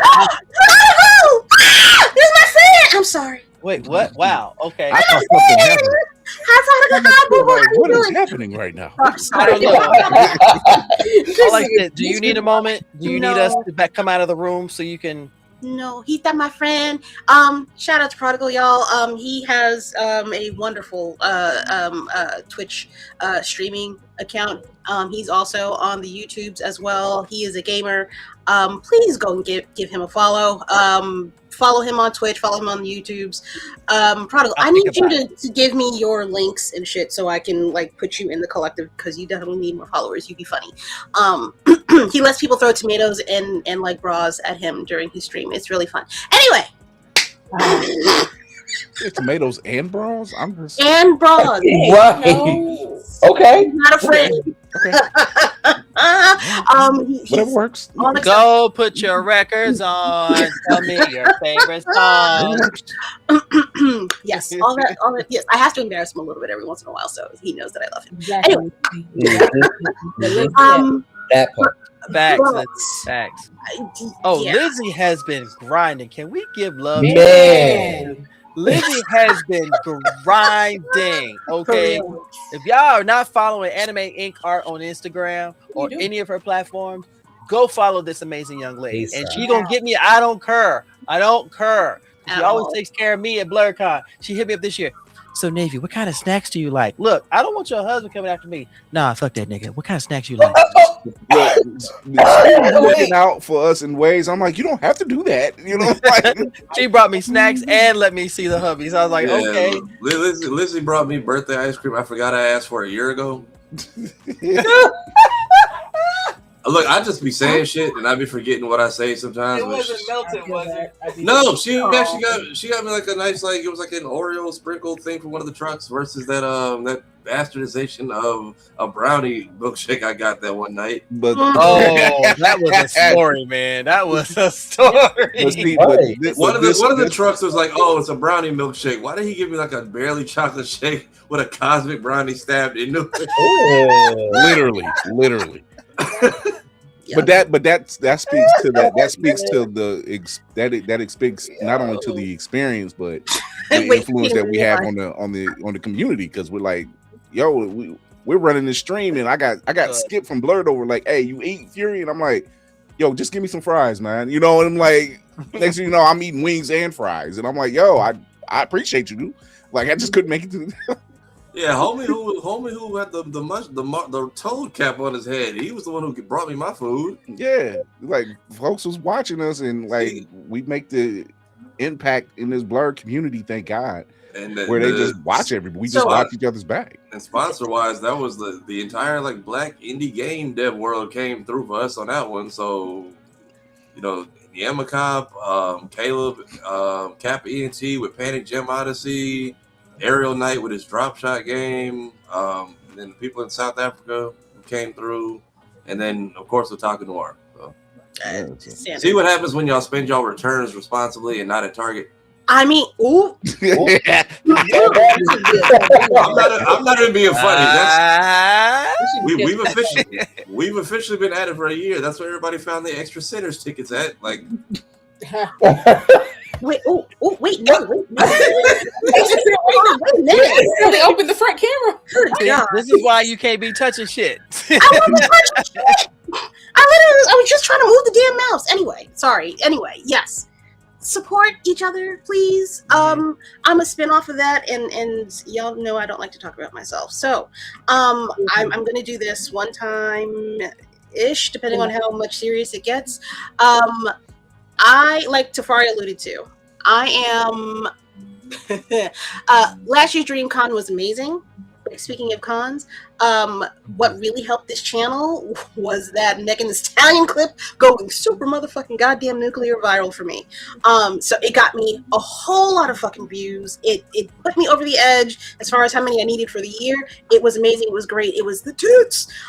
With that said, I am not going to have, I don't think, a Megan Thee Stallion type of views this year. So I am actively depending on y'all to talk about me and this platform and what I have been doing for 3 years, which came up on my feed on YouTube. I've been doing this for 3 years straight. Mm-hmm. There have been breaks, so I can't say straight 100%. But I say all that to say is I really need y'all to talk your girl up. I need y'all to talk about these independent comics. Send people my way if they're interested. Shit, send me independent comics or links to people that have independent comics. I do need your help. The people that I promote need your help. It's not just about me going out there and finding this stuff. It is especially shout out to the new people that are subscribed over here too, by the way, and over on Instagram. Appreciate y'all for coming through. I hope you are entertained and informed. But I need your help. Okay, I need people to talk about these comics, as I always say, but I also need people to talk about this channel in order to get more promotion, in order to get more views, in order to get the word out about this universe that we have that goes super underrepresented and super undermarketed. That part. That's it. I know it sounds really fucking selfish, but if I start to have thoughts about this channel potentially disappearing, I'm going to be really fucking sad. Okay? That does not mean I wouldn't make the rounds promoting everybody, but I might have to do some drastic things in order to keep this channel afloat and in the universe as well. So, not to sound all doom and fucking gloom, but y'all need to talk about it, bitch. Okay? Love y'all. Y'all don't watch Blerd's Eye View just for me. Y'all watch it for her. I mean, no. We're relaxed. No, because see, when I'm trying to run the boards, you're busy getting people together. So, I mean, that's not. So as your co-host tonight, I need y'all some bitches to get your shit together and go support my girl. I'm not here to play games. Thank y'all so much. I'm sorry. I also want you to know that I am working on a video about the fact that you've been doing this for 3 years. I've been working on it since I realized it, but I've been really tired last week, so it was coming slow. But it is coming. We have a library of digital indie comic books headed your way. So also that. Lightweight. Oh, yes, you do. Yes, you do. And you did. I need to get up on. Okay. Yes, I'm going to shut up. I have the exact numbers needed in the chat, so y'all go watch a clip or another episode. I ain't doing this shit for my health. 355 subs and 900 watch hours needed. Go watch a clip. Shit, go watch an episode. It's only an hour or two of your life. You can put me on pause or do like everybody else tells you to do. Just run that shit in the background. Put it on just before you go to sleep. It ain't got to mean nothing to you. Oh, wait, not don't be a rose. Keep Jack on the door. I'm Jack. I'm Jack. Help, bitch. Scooch over. Sideways. I scooch over. Go put your records on. Tell me your favorite song. Wait, no, I watch Bird's Eye View for the occasional cure shake. See, but if you come over here, you get shimmies all the time. Right. They still shimmy when she stops, so you know you get the extra motion. Hey, listen, look. Things have to happen every once in a while. It's motion. if I could say this as the executive officer on board the USS Room Full of Blerds, being on here is an honor. When I tell you this is one of the hardest working ladies that I have ever had the honor to work with, I've been in YouTube for 13 years, and I can tell you how hard it is. But it's even harder if you don't believe in what you're doing or someone believes in what you're doing. Her being a room full of Blerds and Blerd's Eye View and doing the interviews and doing the research, she works. Yeah. I work, but she works. So go. She got Megan Thee Stallion footage. She's interviewed Janelle Monáe and Cree Summer. Jamie Lawson too. Jamie Lawson. Yatide is fine. I did too. Two goddesses and 3 goddesses and 4 goddesses. Like, what's the problem? What is the problem? That's cool. No, wait, there's more. There's more. Stephanie goddamn Williams, throw her out there too. Look, it's a lot. Can you bring her? She loves you. Leo fucking adores you. Come on now. I mean, we got Keenan because of Kira. Allison Seeley Smith promised, but pending still. I know. She's got a stacked schedule. She's got a stacked schedule. She was stacked before. If she can get to me by 2036, let alone 26, I would be forever fucking grateful. Look, your reputation is building. It's building and it's thriving, and you're working hard to do it. So take the damn. At this point, she'll get to you before GTA 6. So, Hey, Frosty, what's going on? Hey, Frosty! Hi, Boo. How are you? How you what's going on, dude? Still. Welcome, everybody. With all of that said, y'all want to talk about some like pop culture shit? Because we can all do this. It's in my veins. It's in your veins. I'm listening to his response. I'm looking at Tasha's face. So the answer is yes. Okay. Can we do like a little trailer? Yeah. Y'all want to watch a trailer? Fred, me with a good time. Let's go. So I brought up the whole Star Trek getting canceled for a secondary reason. There is a movie that's coming out. The director of it has basically said, if it don't do good, we don't get no more movies, y'all. Yeah. This movie that is coming out, I have seen the trailer for this sneakily a few times. They have changed it a couple of times, but it hits very, very hard. I really like it. I'm gonna go see it myself, and I'm not a rom-com girl. Ladies and gentlemen, please, sit tight, watch this trailer for You, Me, and Tuscany. I love one. So let me get this straight. You meet some random rich white boy. He's Italian. Salute. I'm Matteo. And you think that that's a sign to fly to Italy tonight? He told me about his big old villa just sitting there. Empty. Don't come calling me from no Tuscan jail. Ciao. First time to Tuscany? Your first time pretty much anywhere. Hello? Who leaves an engagement ring in a junk drawer? What are you doing here? This is all a really big misunderstanding. She's marrying Matteo. Yes! What do I do? You can pretend to be his fiancé, or you go to prison. Either way, it's very romantic. Come on, baby. Get out of here. Oh! Buongiorno. Gabriella wants to give you a tour of the vineyard. Why? Aren't you getting married there? Oh. This was fun. Okay. You pretended to be the white Italian man's fiance, but ended up catching feelings for the black Italian cousin brother? Is he fine though?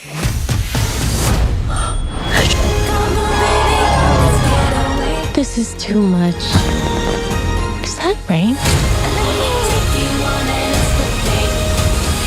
Oh my God. You can eat, pray, and love me, baby. Mateo, I can explain. Oh, April 10th. All right, we got 12, 13 days. All right. You can absolutely pre-order some of these movies. Isn't that a true thing? That's a treat that you could sit through. Or at least go ahead, at least in the AMC app. And go ahead to April, April 11th, we decided, and pick some seats out in advance. That would be a really nice thing to do for these folks. If you want more black love anyway, That you're going to need to do it. you got to. Black on black. Yes. This is the thing, because I seen this a couple months ago myself. This is the thing. I come from an era where during the 90s, we got a lot of black rom-coms. And Eddie Murphy was the ones that helping to spearhead a lot of that stuff. Boomerang. You know, we had Boomerang, we had Mo Money, we had Strictly Business with T.C. Carson. There's no reason why this should be successful. Is that Amanda? Yes, it is Amanda. Yeah, it looks good. I mean, I know some of y'all got kids. Drop the little suckers in Mario next door, and then take you and the other go see this at the same time. Like, or take them with you, depending on how old they are. That too. Let them see Black Love on screen. But the fact they randomly got this like weight thrown on them. Hey, let's see how this does, and then put all black rom-com movies on how this film does. I'm like, right. And then do their usual, not really promote it. No, I'm gonna say this. That trailer is 4 months old. Right. Yeah, no, that is especially weird. The last thing I saw about it. I've seen them. I've seen Haley and Regé. Composure. Doing the rounds. I saw them at the Olympics talking about this movie. They are putting in the work. If you saw in the beginning, it says that this movie is brought to you by the people that brought you Girls Trip. The person that is the producer of Girls Trip is Will Packer. Will Packer don't fucking miss. Okay? He don't miss. I don't understand. I know that he put out a comment about it's a little bit of a snide comment about how Hollywood is putting basically what Tafari said, all this weight on these people's back. But I find it a little odd that he hasn't said that he's the producer out and out. His name's not even in the movie. Something's weird. Something's weird. So it feels like it's a little bit of it's either a setup for Will, or they're trying to see if this movie will do well with just those two black names. Right. Listed. I seen the conversation by I think it was a young lady that actually was talking about her script, and they expressed expressed that, and I think Will Packer actually was like, "Welcome to Hollywood." Yeah, and that's I'm like, exactly it. That's exactly. And I said, "Yo, why Blerd Station doesn't offer rom-coms, but still, this is the reason why these type of platforms exist, right? Because it's like, why are we depending on that recipe that Hollywood has been feeding us for decades? It doesn't work anymore. Right. Let's be honest, it doesn't work anymore. It shouldn't by design, but I think people are waking up. Yeah. Yeah. And realizing and I'm glad folks are really starting to wake up to it, because I'm thinking back to when, like, what was that? The Valentine's Day movie, the New Year's Eve movie. Oh my God! Yeah, oh my God! Commercial. Wasn't there one that was like Earth Day or some weird shit like that too? Yeah. It was some random holiday. Yeah, and it was commercials and trailers and talk consistently. We were seeing the cast 50 million times, and it's just like, okay, great, but like we've already established with this. We saw it once 3-4 months ago. And now we're watching it purposefully this evening. It's just like, man, but it's so good. The actors are but the actors have to. That they tend to do because they know they want people to go see the movie. Right. But where is But when are they gonna? The fun part is, when are they gonna learn that we are going to support all of them? You know what I'm saying? Like, just as long as it's not stupid. See, this is the other thing too. That's the other thing too. They're expecting us just to blindly go in and support, and they think, okay, we're going to use the Tubi method. We'll just make any type of bullshit and they'll support us. Because why? Because there's a black actor, a black director, a black producer. No, we got it, black folk. We got to put intellect behind it, because these blind, stereotypical projects do not need to be supported. They have to be smart. They have to be intuitive. You know, nothing wrong with this. But I want to see what we can do on a spectrum of, on the superhero level, on the science fiction level, on the fantasy level. I want to see more of that, because there's enough rom-coms out there to last a lifetime. But not starring us. But not with us. And it's I feel like it's always some kind of black sidekick type chick that's off to the side with the white lead doing something. You know, it's like, oh, girl, you need to go. I don't want to hear that shit. They even, I mean, they kind of low key, they've got the friend. Yeah. But they're both black now. Correct. So it feels like there's more of a connection with those two people. I'm not a rom-com person at all. However, I didn't do it. I don't know where he went, but They heard us talking too loudly and said enough. He's like, one of you is banished to the dark realm. We will take the religious man first. We will take your holy connection first. Oh God. Oh, yeah. The Love Actually formula. Rick Grimes trying to take the brother's girl with cue cards. Yeah, no. We got Ariel from The Little Mermaid and Gravik from the MCU now. Yeah, right. Oh, right. I forgot about that. I did the interview with a vampire.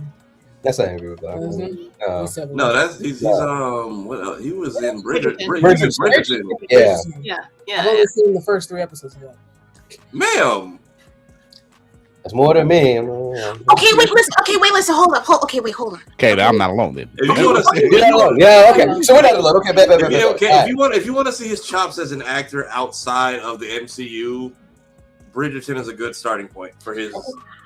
I think I did see him, so I've seen Dungeons and Dragons, Thieves Among Us. Oh yeah.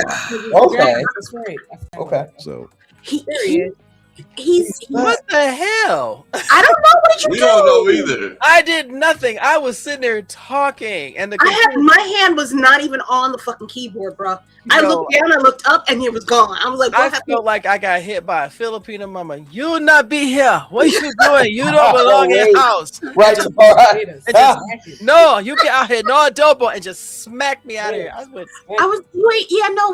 Yeah, do I have the wrong actor? You do have the wrong actor. My bad. I was like, I'll let you ride with that, but I don't. Hey, look, we all watched the show one time. Like it's right. That's true.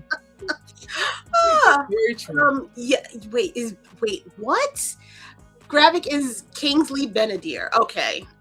That is a very different human being than Regé Jean Page. Very, very different. It's delightful. Anyway. Okay, let's put up the picture. Nah, go look. Go pull up their pictures. They low-key look. They could be cousins. Like right, they look related for sure. Especially with the haircuts. Like not the bros, Spartan. Like not the bros. I'm just saying, both of them in it blacks look like they could be related.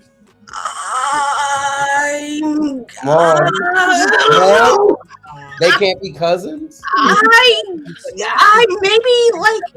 the nose. Maybe all right. Here, you know what? Fine. We're gonna play this game. We're gonna play this game here. Lord. I'm gonna show y'all, and then we all could be embarrassed for the. Okay. The point is, go support this movie, please. So now we want to change anything. I'm just saying, in case this is the one video someone from the studio stumbles upon, we are still focused on supporting the movie. Wait, Fresh. Oh, there he is. Let's show you this. Share this. Come on. You can't be cousins. I'm saying, like, that you confused for you. Like if you took me back to you, like I can see all the dialogue in You Pimped Us Fury coming out of his mouth. That's just wait, whoa, huh? Me? I just when he was cussing out Nick in the reactor chamber. Oh, that Fury. I was like, wait, you mean Uncle? I'm like, wait, me? What did I say? Shut up, Rev. I'm working on it. But yes, anywho, rom-coms. We know he's good at them, and we loved Halle as the Little Mermaid, and we know she did great at that. And that movie did great despite everyone's angry nonsense. So I kind of want to touch on that too. Maybe that's the other reason why they're like, how does this do? Like, is that Little Mermaid rage going to carry over into this movie? Because apparently people's memories are fucking long, but they don't learn nothing. People's memories are short, but they still don't learn anything. They don't care about this movie, so they don't have to be angry. They don't have to. But the rage is going to go somewhere. They just don't know where to put it. It's going to be. Take your asses to another goddamn No Kings goddamn march then shit. I need to know if this is actually a test for white audiences. I don't think this is a test for black audiences. I think this is a general overall, do you have people's interest in this movie? Does it matter that we have, I guess, one of our bigger stars, if you will, in the black community leading this movie? Does that have a better effect? I want to say it does. I want to say that's the underlying for white audiences. Yeah, for white audiences. I think that's the underlying thing that they won't mention, but that's what's being mentioned. That's the elephant in the room. Because you have Bridgerton white. white audience. Okay, extra Y's, extra I's, no T. And then you have The Little Mermaid, which was beloved by all that were white for as long as, you know, the day is fucking long. So it still stands to reason that you have those two black people that should, in theory, bring a white audience there. That's because who doesn't want to see Bridgerton on screen again with The Little Mermaid? Like, that sounds like a winning fucking, that sounds like a fucking winner. Sounds like a winner to me. I feel like the budget on this couldn't have been too crazy either, because it looks like it was very much. Yeah, there's no CGI. There's none of that. Yeah, I'm saying there's on site. On site, and not a lot of crazy animations or expenses. So not ringing real. Not. We'll see. I'm just saying, if everybody can go buy at least one ticket, we should be able to get at the green. Yeah. The same support that we saw for the Dakota incident. Now on second printing. Right. Correct. Yay! Hooray! Go pre-order it. You got 12. You got 3 hours. There's still that level of sabotage that you'll see with anything that is a black affiliated project, no matter what. Yeah. The fact that I didn't even know this trailer existed until Lady Mandalore mentioned it today. But mind you, I'm not a rom-com person. Yeah. But the same thing with Blue Beetle. Blue Beetle, any word of mouth of that was all promotion was word of mouth. Until you actually talk to someone about it, a lot of people didn't even know that movie was out. I was like, why is this a thing? It got the worst timing. And the movie's great. It just had the worst release. Abuela will always be my favorite character. Abuela, let's go. It had the worst timing of a release because Shazam, the Gods movie had came out, that bombed. Flash, that bombed. Aquaman barely made it. Yeah. You know, and what about Black Adam was right around that time too. Yeah, Black Adam, and that was a trip. So by the time Blue Beetle dropped, people were just like, "Oh, I don't know, it's ending anyway. The world is ending. That world is ending." And I'm like, "No, go see it because this helps." I'm gonna go watch that, at least, and it did. It helped. It actually helped that character still be relevant because James Gunn said, "Oh no, he's still going to be relevant in my world now." Yeah, they were mid-strike too, so that didn't help. Blue Beetle, Barbie, and Oppenheimer had to go off of word of mouth. Yep. No, Barbie and Oppenheimer. I don't like this. What happened? I'm looking at the theater by me that has they're selling tickets already. So heads up, you can get your tickets for Me and Tuscany today to go see it in April. And I'm looking at the theaters. They're not really big. They're not big theaters. No IMAX over there. Hold on. When does Michael drop? That's April 23rd. Later that month. Okay. I'm not gonna hold you. I'm not gonna see that. We're not gonna see the Melania treatment where they put him in those massive ass theaters and you have maybe 7 people watch that. With Michael? No. No, he's talking about the Michael Jackson biopic. Yeah. April 24th. We're supporting Michael. Yeah. Absolutely. Yeah. Yeah, Nintendo and potentially Zazie Beetz, I think, has IMAX screens hostage until Michael gets here. Wait, where is it? I want to go to the theater when Michael comes out and see how many people are going to sing along with the movie and how many are going to stare at the screen. You know what's coming up? The week before is the Zendaya movie. Tasha's face. Do not sing in the theater. I mean, if he's singing on the screen, you know people are going to sing along with it. So. That's later.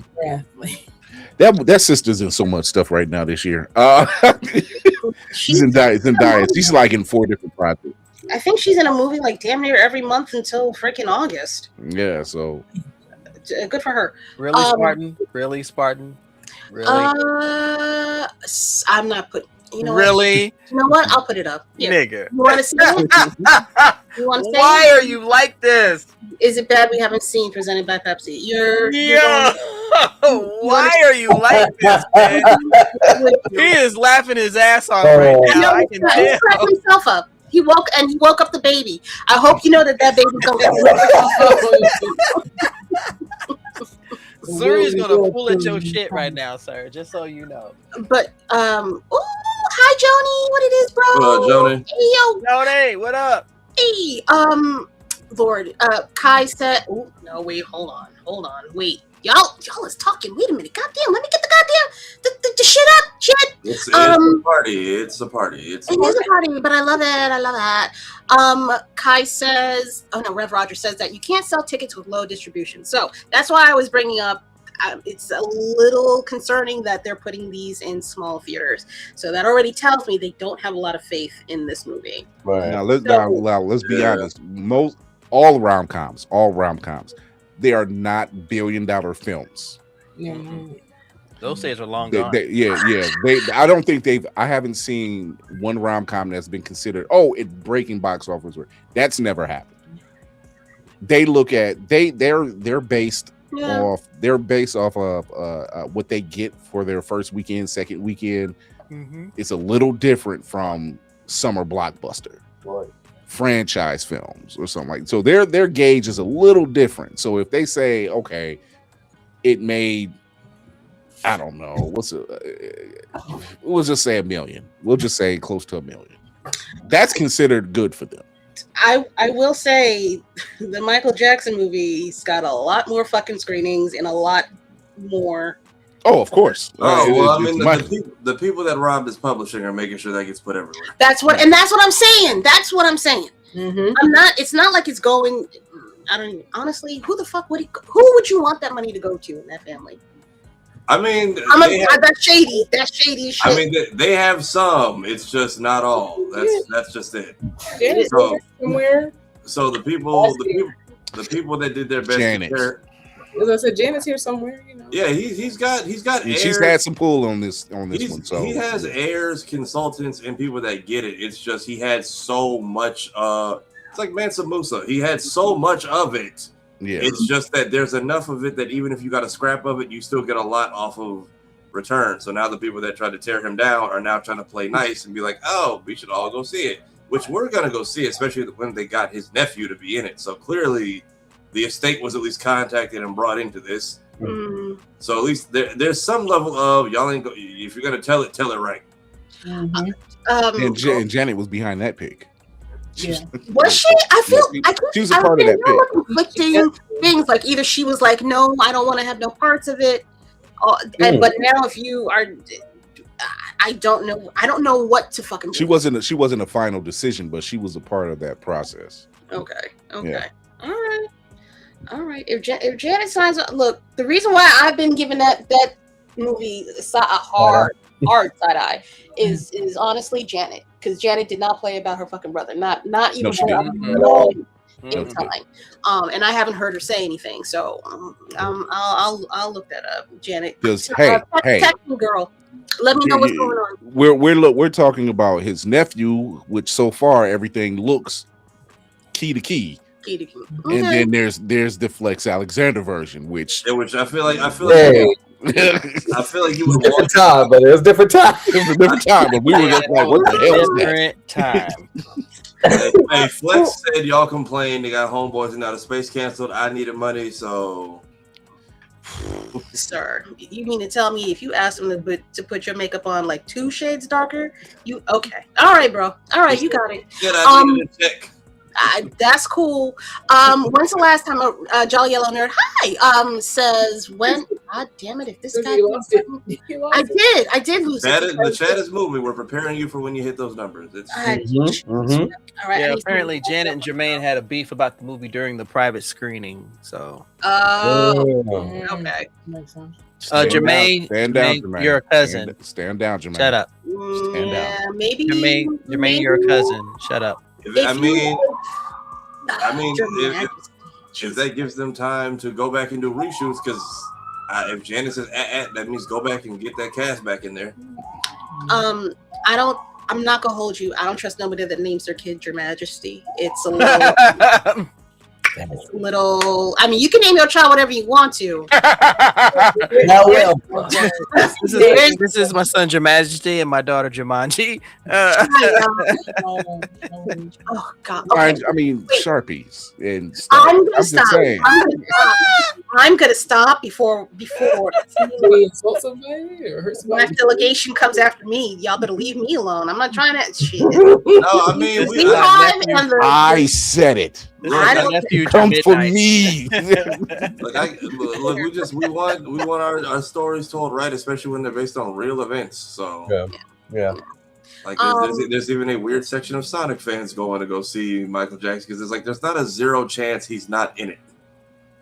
What? So Michael Jackson he actually did. He did. Was it Sonic 3? Is it Sonic 3? He had the Moonwalker game, and then he used to play Sonic 2 and did like a lot of tracks under the table, but under like an alias because he was, again, he thought Black Nerd didn't want to get him shamed. So yeah. Jolly Yellow Nerd says, "When's the last time a rom-com hit the that is fucking ridiculous. Rom-com hit the level of I'll have what she's having seen, but logical. That's true. But that was a different time where there was no holds barred in what they did. Because they had, and I'll be honest, I've never watched When Harry Met Sally. Never watched it. I've watched Boomerang numerous times. Yeah, I'm the same. Okay. I mean, 50 First Dates, that shit was everywhere. No, I like Billy Crystal. Yeah, I wasn't gonna watch that. I don't know if it counts as a rom-com, but I like it. What to Expect When You're Expecting. Oh, I know. Okay, yeah. I know which one. Which I ain't gonna lie, they got me with Chris Rock being in it for a little bit, but I was like, I actually like this story and how they're tackling everyone's perspective. Generally, they're not bad films.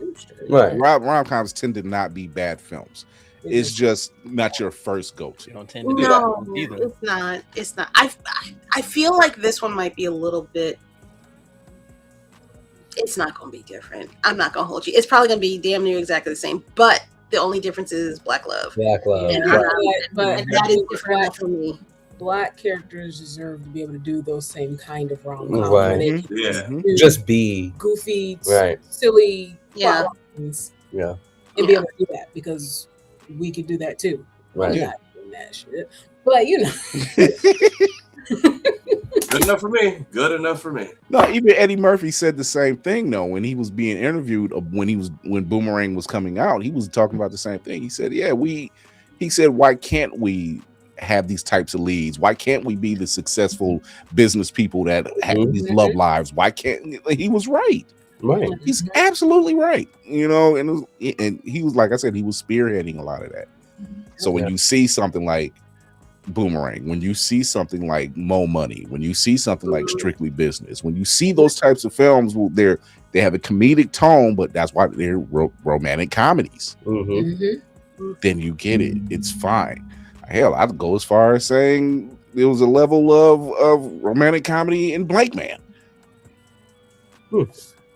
You know, so there it is. Yeah. I don't care how much Damon hates it. It's still a funny movie. That's a funny movie. That's a good movie. Yeah. Like I hate those Christmas movies. Those romance Christmas movies. I hate them, but I do appreciate seeing some with Black people. I'm not watching it, but I appreciate it. My cameo in Men in Black was perfect. It was. So unexpected. Unexpected. I never in a billion fucking years did I think that man would actually show up in that movie. I was waiting for some kind of cameo. Hint, not even a cameo, like a hint that it could be Michael, but I did not expect him to fully jump in and join in. Back when movies could still keep secrets. Oh my god. Oh my god.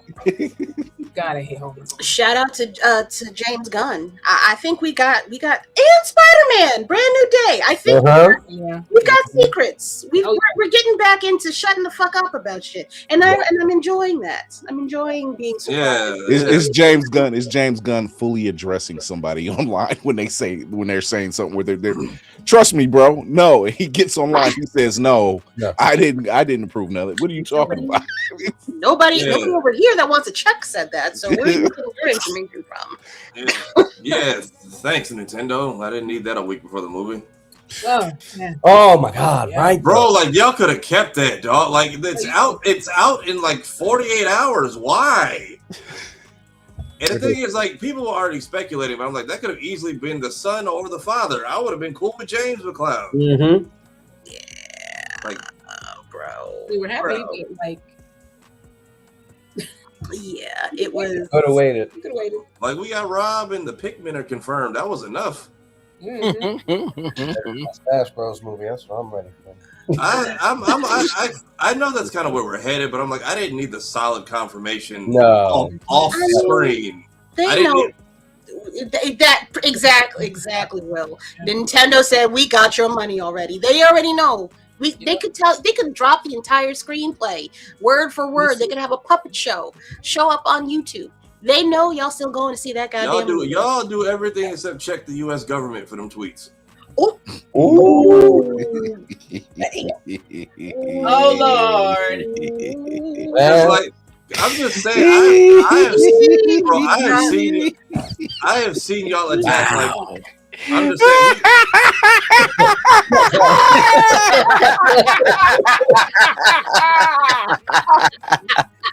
I think we broke Chris. I think we broke him. Why does nobody stop this? Right. I needed that every game they drop, they make a new AI version of it, and it's just like, I've seen you strike down sick children in like leukemia charities for less. How do you continue to let them live? What dirt do they have on you? Westboard almost made me choke. Okay, almost made me choke.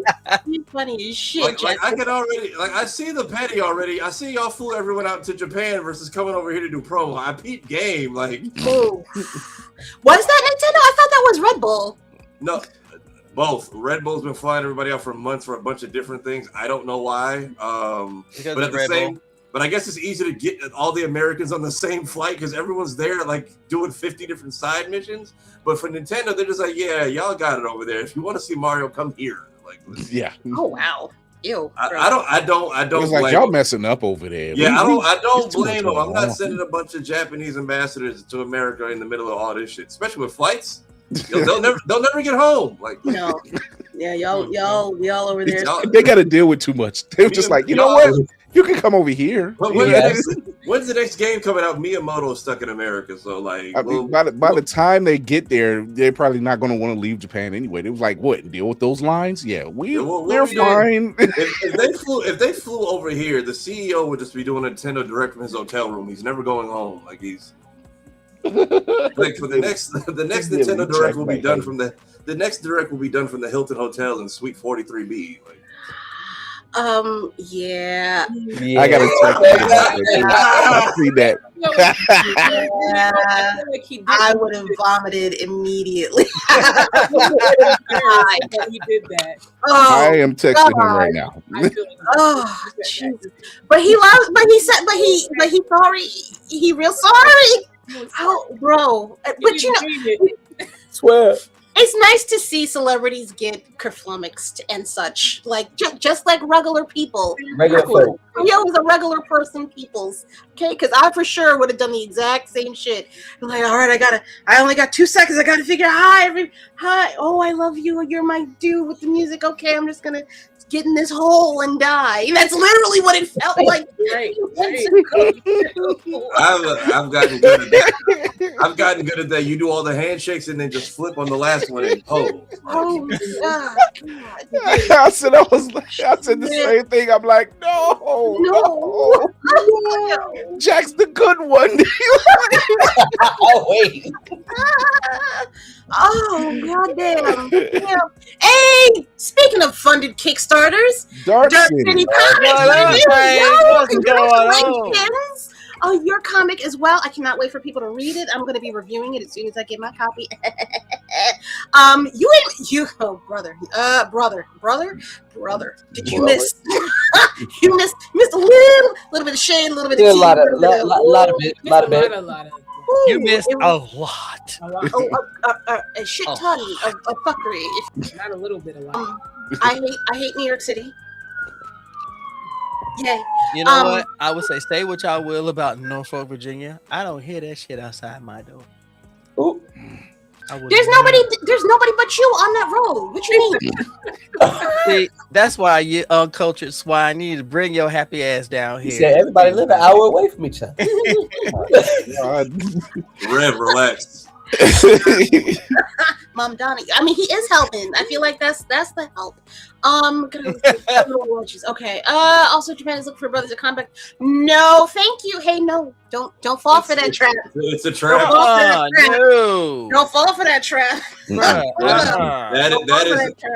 That is a per community problem and not ours. That sounds like a porno waiting to happen, and I don't want to know about that.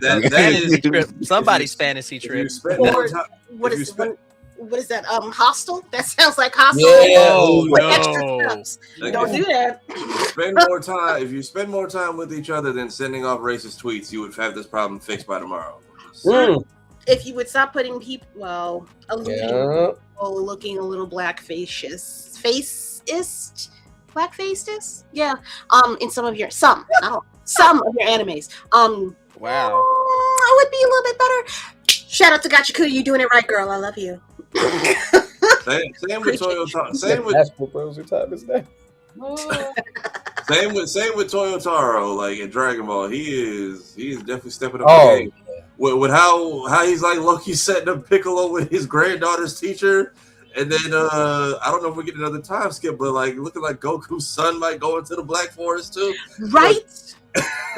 We get a black stand off of one of the grandkids. My life is made. Please. I would enjoy it. I would truly. Ooh, I would love that. Actually. I know Piccolo's just fan service. It'll never happen genetically, but not Passport Bros is the new Taken. No. Hey. No. Hey, it's the ones who go out there with like $100 in a dream that get finessed and miss the kidney. Dream is wild. Hand me silly. I think y'all done messed up. Tasha just said, "Hand me my pen." Lord have mercy, no. And for our next GoFundMe, for our next Kickstarter. Wow. Can we also give a shout out to Zeno Robinson? He is the new Digimon series. Congrats to him. He's voicing the lead. It is incredible. It is a no nonsense, no bullshit Digimon, and I'm loving it. Okay. Hey. All right. I did not know. Oh. Cedric L. Williams, Steel Ball Run. Mm-hmm. I'll finish JoJo's eventually. What? I started to watch it this morning. Those first two episodes. It's got one more episode for me. Wait, where are you? One more episode. Where are y'all? What season? Kira? What season are you? No, the Steel Ball Run story. It's got one. They got one more. I'm gonna try to finish. What's messing it up for you? Can't say it because Lloyd read this too, so he's this is my favorite one so far. This one gets ridiculous, dude. You cool with the white people? I mean, I'm just okay. Listen, what part? What are we on right now? He runs. Yeah, actually watched this season. He runs like a white man. He read it. He runs like the white man. Did you watch it? No. I just read it like 2 years ago. Yeah. Okay. Go watch that first episode, and we'll talk. I said the JoJo's manga's been going longer than like anything, hasn't it? It's been going for a minute. Yeah. I feel like no one talks about that. Like there were JoJo video games on Dreamcast. Yeah. Like we talk about One Piece, and JoJo just slides under the radar all the time, and I'm like, between this and Detective Conan, man, that shit is hitting like PBS Kids level catalog, like man. And he just started a new arc. And then there's JoJo Lands, I think. Yeah. So after Steel Ball Run, there's JoJolion, and then the one that's going right now. Who is writing? Who is still alive? Rocky. No, they went back. It went back. Like this one was still run is like an 18 something. Yeah, 18. Because the second season is like in the 18 something. Right. So it's like a couple decades later. After what happened in Stone Ocean, everything kind of got reset. So yeah, so we're gonna see. Don't want to spoil Stone Ocean, but we're going to see familiar faces and sort of similar things that we saw in the LG situation. Oh, and yes, I don't know what the fuck y'all are talking about. Who's Stone Ocean? So Stone Ocean is JoJo's JoJo's is like one of the first shows where every season has a different like name. Right. So this season, same family. It's the same family. Just different. So like this season, Steel Ball Run. The previous one was Stone Ocean. Right. Yeah. Okay. All right. Every season has a new protagonist, but they're part of the same line. So yeah. That I know. It's the JoJo. It's JoJo's versus what is that evil nigga's name? The one that Dio. Yeah. Fuck Dio. Fuck Dio all day until the end of fucking perpetuity. Fuck that nigga. I don't like that shit. Why you kill a dog? Why you kill a dog? Back. Tell us how you really feel. No, fuck him. I'm like, oh, you just have all the smoke. I don't like him. I don't like him. Him and Reverse Flash are the most hating ass. These are some real haters. Oh, nasty work, bro. Nasty work. I'm gonna catch up. I'm gonna go back and start to watch JoJo's at some point. I would say, so did you start like from the beginning, or did you just I started from no. I can't jump in on shit. Like it's not Star Trek. You know what I mean? Like I need to get the whole film line because I'm just gonna be like, well, why do you hate this motherfucker so much? And who is this? How comes you're friends with this one, but now this one's coming in, but you look like the other one over here? So I'm not doing that. So the first season, their powers, they're not even called stands, they're called hormone. By the time it get hormone. Yeah, that's like the first season. I was like, what is? By the time they get to the second season, that's where the stands come in, and it turns out it had something to do with the writers. Well, I said technically it's third season, but for some reason Netflix combined the first two seasons. Yeah. Okay, as they would. Yeah. I was like, bro, wait a minute. I was like, so we just hormone and then we just gave up and went to stands like forever. First two hormone shows up again, but that's because of the first Joe. like he calls on it like I think season 3 or 4. Yeah. I think. And then I jump in that you one episode. Hey, yo, bro. All right, hold on. Damn. You're giving. Why did you put that? I have not seen the show. I said I want to see the show. You didn't read the manga. Why would you tell me what happens in the show that I have? Because Bama does not know when to stop. Stop. I'm asking. Come on board. But you're going ahead of the train. You're gonna get run over by the train. Stop. See, Bama, you know what's gonna happen now. Now we're gonna start. I just gave you. You haven't seen yet. So right. So I did what I did. Trailers. Yeah. So what I gave you is not a spoiler. It's just to prepare you. Yes. When you watch the first season, then you go to second. You be like, wait, hold on. What happened to? It's a little micro. It's just shit. That's all. That episode, they explained a little bit. That episode 1-2 time skip was crazy. They literally were just like. Children, one episode, and then 24 hours later, they're Goku and Broly, like as 16-year-olds. I was okay with that because I felt like if they're moving this fast, I'm good with it. Let's get to the meat of the story. I need to see why these two motherfuckers be throwing hands at each other and why he hates him so much. I'm cool with that. I don't mind the time skip in the beginning. When you get to, if you start pulling a One Piece type shit, then I have a problem. We talk about this often. I absolutely love how they take the most random and kind of out of the box type of powers and abilities and make it work. Like I was trying to tell somebody before, one of the guys stands, right? So again, no spoilers, but just one of his abilities. You have one guy that's, somebody's reversing time or somebody's turning everything into or able to use a zipper on everything. I was just thinking about the zipper. Yeah. But then you have one guy that has 6 sentient bullets out of his revolver, right? Yep. And you're just like, but the villain that y'all are going against at the end of the day is like these OP guy, which again, not going to spoil what he could do, but you're just like, it works. It ends up working. It works. It works. From the few clips I've seen, like when JoJo's is done with you as a character, nigga, you're just out of here. Ain't no sad music, ain't no flashbacks. It's just like it is. There's no Game of Thrones pan out to the top. It's literally just like stab and keep going. It's like I'm going to give Kira. I'm going to give Kira one. I'm going to give Kira one spoiler. Wait. Just one. Wait. Jodeci. That's No, all no, you need. no. That's what That's all got you me need. intrigued. That's That's what okay. got me Okay. intrigued. I That's think not a spoiler. I think what took her so long to get there was the dog. Oh, I have to go Oh, back. he was Go one of back my and I'll favorite watch them characters, with- though. I hate this. I hate Piggy. I liked him. And the crazy part is they've done that dog dirty like 3 different times. There's like 3 different versions of it because they did like movies, I think, back in the day before they got like a full series. Yeah. So now it's like, cool, we get to do it again.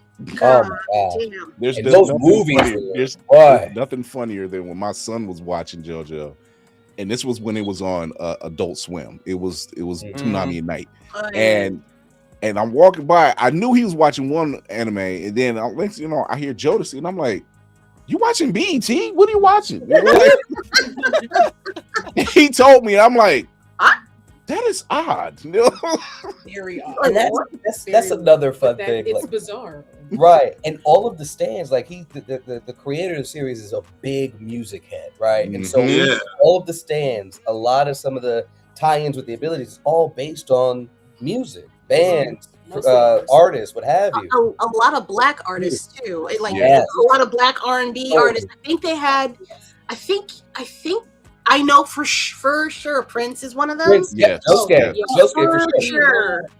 AC/DC, you got Queen is in there too. Queen is, yeah, Killer Queen Queen is- is in- Oh yeah, that's the name of the stand. If anybody watched the My Hero Academia spell where they straight up had Prince as one of the superheroes and his power was like something purple-ish, like he had that dude's a big like fan of the culture too, and so is it takes Candy B to describe it, because she described it in DC. She was like, "Yeah, there's a bunch of niggas that's cross dressing and doing weird shit." And she said, "He was like, wait, what?" But like, as wild as JoJo's is with the powers, you see how easy it is to explain it. Whereas Jujutsu Kaisen, they try to give you a fucking essay. All right,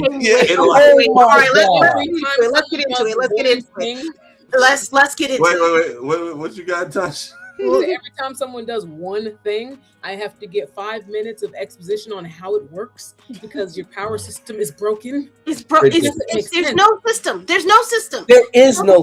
Oh my god, no system. Bro, them niggas at DreamCon are still mad at me because I'm like, we're all just here for the hands, and they're like, well, actually. Stop, baby. I'm about to break again. But like, it doesn't help that like every fandom has its issues. But nigga, the worst part of like every anime fan joined your fandom is also an issue. So it's just like, oh, if you can't read to say that. No, they need to watch it in dub. How dare you? Dub is terrible. I'm like, y'all got Civil War every day. Like y'all are the fucking Viltrumites over there. Like, man, because they want I've never to believe it's good. It's not. It's not. I've Like, never how do you seen break your own power system in the explanation of your power system?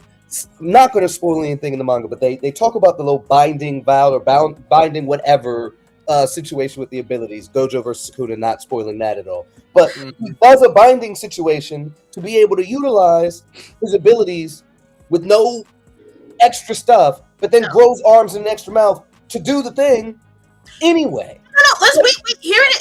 This nigga right here. Hold. Pardon. How did he get all them fucking powers? Right. How did he get all these powers? Right. When? How did he get all these powers? He's technically part of Gojo's clan. They said it in the movie. Yeah. No. Yeah. No. Yeah, I'm pretty sure they're cousins, right? They're cousins. Yeah, they're cousins. I'll say the one that got me, and I won't say which character, but like Mahito's whole thing was that like he corrupts your soul. Mhm. So whenever he touched anybody, their powers basically were like imbalanced. So they could, like, even the dude with the hand, he couldn't do his clap teleport anymore. Right. But then I saw one of his victims come back, and I'm like, so that was a fucking lie. It's a lie. And I'm not mad at it because everybody liked that character. I'm like, so no, then Right. Also, to be following this series and not get spoiled, and then out of nowhere, Usher fucking Raymond comes in with the cosplay on Instagram. It's the most random shit and ruins it for everybody. If you don't know, good. If you do know, I'm sorry that happened to you. just shows you how much anime and manga really influences reality. Yeah, but like, all together. But like, nigga, if it ain't been animated yet, shut up. Why would you do that to the like they have the fans for that? First off, like I've never seen a group of people more dedicated to ruining the experience for everyone else. And even then, it's like when people start spoiling other shows, it's like you definitely are a Jujutsu Kaisen fan, and you're just waiting for your shit to come back. Like you're clearly hanging out in this section because yours isn't open yet. Like go over there. And then you can't say Bama or else that's spoiling.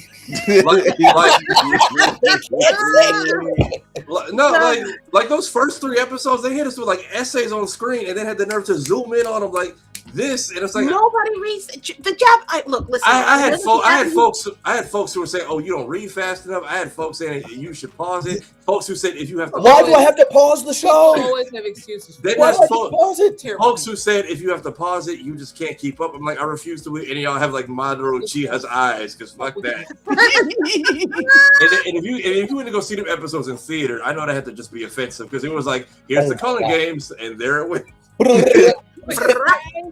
Got it. Meanwhile, JoJo's, like y'all said, the most ridiculous power sets. It's like, nigga, that's how does it work? It just does. Don't hurt. It does. Yeah, we don't even question it. You don't question it. They don't break their own universal power system. It's like, oh, it just works. Okay, and it never disagrees with anything else that exists in the world at all. You know how they're fixing it. Now you get to, if you kill enough people, you get to change and add on rules. Do those rules apply to the next culling game? Like what's the rule about that? There's no it makes no fucking sense. They fucked up. They got to the end and they said, "Oh, shit."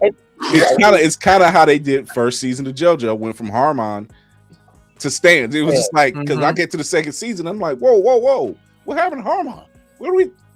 Okay, we're doing stands now. All right, okay, whatever. Yeah. Like, but then still has Harmon. What got me is I finally gave the show a chance, and again, like the peak version of how happy or crazy the opening and ending will be after they just murk your favorite character. Because I'm like, I'll finally watch. So I'm watching season 1. I'm like, I'm learning the rules and the skill sets and the family tree. And I'm like, this nigga didn't make it to the end credits. What? Why am I learning anyone's powers? Like the theme song. The theme song is "You Are My Special," and the show is saying, actually, no one is. No one is. That thought we had. Oh my god! Like even Buddy. Oh no, wait! Unless you're Satoru Gojo. Oh my god! Gojo's in jail. Gojo has been locked up by his best friend, and even then, I had to go and rewatch that beginning part because I'm like, why are we back in time for 12 episodes before? And then that didn't come into play until like this season when the whitehead person was explaining how that mission failing came all the way to. I had to like read Reddit to figure out Maki's whole soul as a. Because that was 2 seasons ago, and we were still thought this was a school show. Now listen, look, some of us are dedicated to our JJK fandom, and we went back and watched the episodes where that was explained. How come you couldn't make the time and commitment to this poor woman in the JJK? Like she's literally like one of the only chicks that's fucking left in this whole goddamn thing that's active in this motherfucker. That's a good guy. I'm being an asshole. I'm not. Here's the thing, I'm joking. We're talking about Maki, But I'm saying, like, you know, like that same season, how they connected. Oh, Gojo carried out his enemy's wish and made sure my kid didn't become a Zenin. And that connected. You got 2 seasons gap between these side characters and their bloodline and sharing a soul and the rules. And now she's as strong as Tojo. I'm like, nigga, I forgot y'all were related. Like, hold on. Like, wait, did they even know that they were related? Yes. Yeah, they did. Yeah. He's like the stain of their clan, technically. Yeah. They didn't talk too much about him. But it was alluded. It was alluded that he was the black sheep. Toji is Bruno for them, basically. Like. Exactly. Oh no, I meant Maki. We don't talk about Bruno. And Megami. I think they know now. They know now, but they didn't know back then. I feel like they know. There's some shows that do that too. Like, hey, y'all are related, and they never come back to that. Like when Naruto just casually dropped at him, Nagato, and oh my god, who else? I think that was on Sasuke's team. Oh my god, what is her name? The crazy obsessed chick. My ex-wife. Yes, current. Yeah, they casually dropped it. Like they casually dropped. Thank you for catching that, Chris. Thank you. They just casually told us that Sasuke's a psychotic homegirl and one of our big bads are cousins to our main character, and we just never talk about that ever again. And technically, if I'm not mistaken, also the first Hokage's wife was as well. Possibly, and possibly she had the red hair, and she was also a Jinchuriki. Yeah, and possibly Sasori too, but he was a puppet, so I don't know anymore. That's when you sit back and be like, oh, so they just have an internal family conflict. I mean, that's a small town. What do you want? Somebody's no. That's the part. They've all come from different areas. Like Nagato was an orphan in the Rain Village. The Rain Village is like that unofficial place that just niggas hang out and they don't question. Like the Rain Village is not recognized as like one of the 5 major villages, but it's enough people over there we don't fuck with them and just let them live. So he got found over there as an orphan. So what the fuck happened to like your mom's entire clan that she's over here in the leaf, he's over here in the desert, he's over here in the rain with like a slumlord as his like Hokage technically. So there's a whole. It's Game of Thrones. It's Game of Thrones. It's the Lannister saying we need to get rid of the Starks because if they keep going, we got problems. Or, just fuck your way through the family line. It seems like you can't be mad at everybody if we all cousins. It seems like that's the way that goes. It's gross. But it's like there's some stuff in shows like that. Like JJK, I'm just saying, hey, I'm just here to like who's winning this fight? Because like at this point, trying to learn this and keep it within the rules of what y'all are teaching me every episode, and then it's just like, well, actually, none of that applies. It's just like, oh, y'all are just mad y'all can't keep up. I'm like, you're lying that you do. Like I refuse to believe. That's the difference with JoJo. JoJo was like, no, it's this family line against this family line. And again, that's it. It was like, that's it. You got some side characters that come in, don't get too attached to them. Even with like Yuji's backstory, which I won't spoil that. It's already been told for me, unfortunately. I'm like, but again, Bleach did the same thing, and it was set up so much better. Like the Soul King stuff maybe could have been a little bit more alluded to better. But that second arc with Aizen and the Arankars, when he's like, hey, the whole reason, which just peak white villain, he's like, what made you this way? I saw God and said that thing needs to die by my hand, which is like the most peak Caucasian shit ever. Peak Caucasian is wild. No, because Aizen is like this. Because throughout the whole show, Aizen has been this calculated villain. I'm that in the group chat. I'm swearing. Because throughout the show, Aizen has been this calculated villain. I planned this. It was me, Barry. I made you all attack each other. I made everyone stress each other out. I planned all the coup d'etats. I planned to have this many people betray the Soul Society, only to find out what happened to make you evil. Nigga, I saw God's face and said he has to die and I need to be the one to stab him. Like, that's it? Like, you got one glimpse at God and said, nope, gotta kill it. Like, that's it. This is the reason why I am an old school anime fan. Because these deep dives get so damn deep, I don't want to go in those waters no more. There's way too much to concern about connectivity and everything. So just give me Ghost in the Shell and leave me the fuck alone. Here's the thing. In most fandoms, there's going to be family. Literally in the X-Men, Jean and Scott, their bloodline.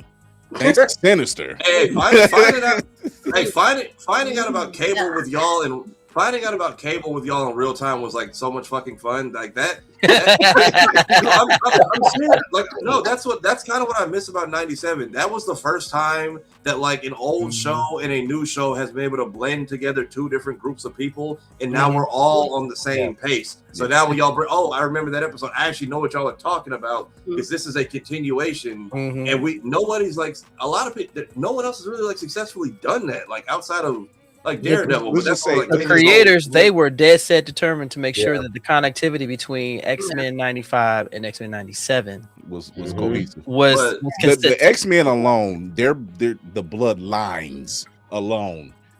Scott and Jean, Nightcrawler, Mystique, Rogue, Storm. You know, it's like it's and Destiny. Xavier, Destiny. Yeah, Wolverine has God knows how many kids. It's so long. I'm saying, but like, they just announced Jubilee's long lost brother. That's the whole thing that's about to pop up. But the setup is like all over the world. It's literally a family affair over with the X-Men. It was just like, yo, watch who you dealing with. We deal with our own, but watch who you dealing with. Like, as long as you don't put the setup a bunch of shit between the setup and the payoff. Because again, Maki's whole crash out in JJK was great. Having to remember everything. We got like that was like what, episode 4? I got like a novel of information each episode before that. So now I gotta stack the culling game rules and this shit and this shit and this, and that's all just in the beginning of one season. I forgot that you two even clashed. I forgot that you two even met at the other school, let alone that like let alone that being born a twin is like the worst thing to happen in that world. Meanwhile, I'm sorry, it's Kai and I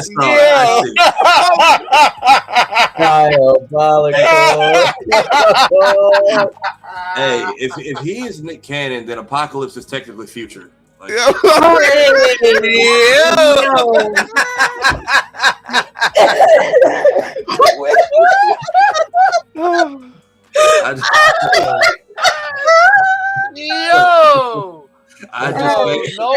and y'all wonder why Peter Parker just says, "You know what? I will work alone." I was like, I don't need any of these problems. No, that's crazy. That the world is ending.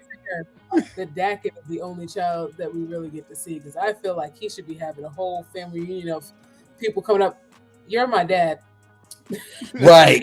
All of you are my children. No, but actually, like, you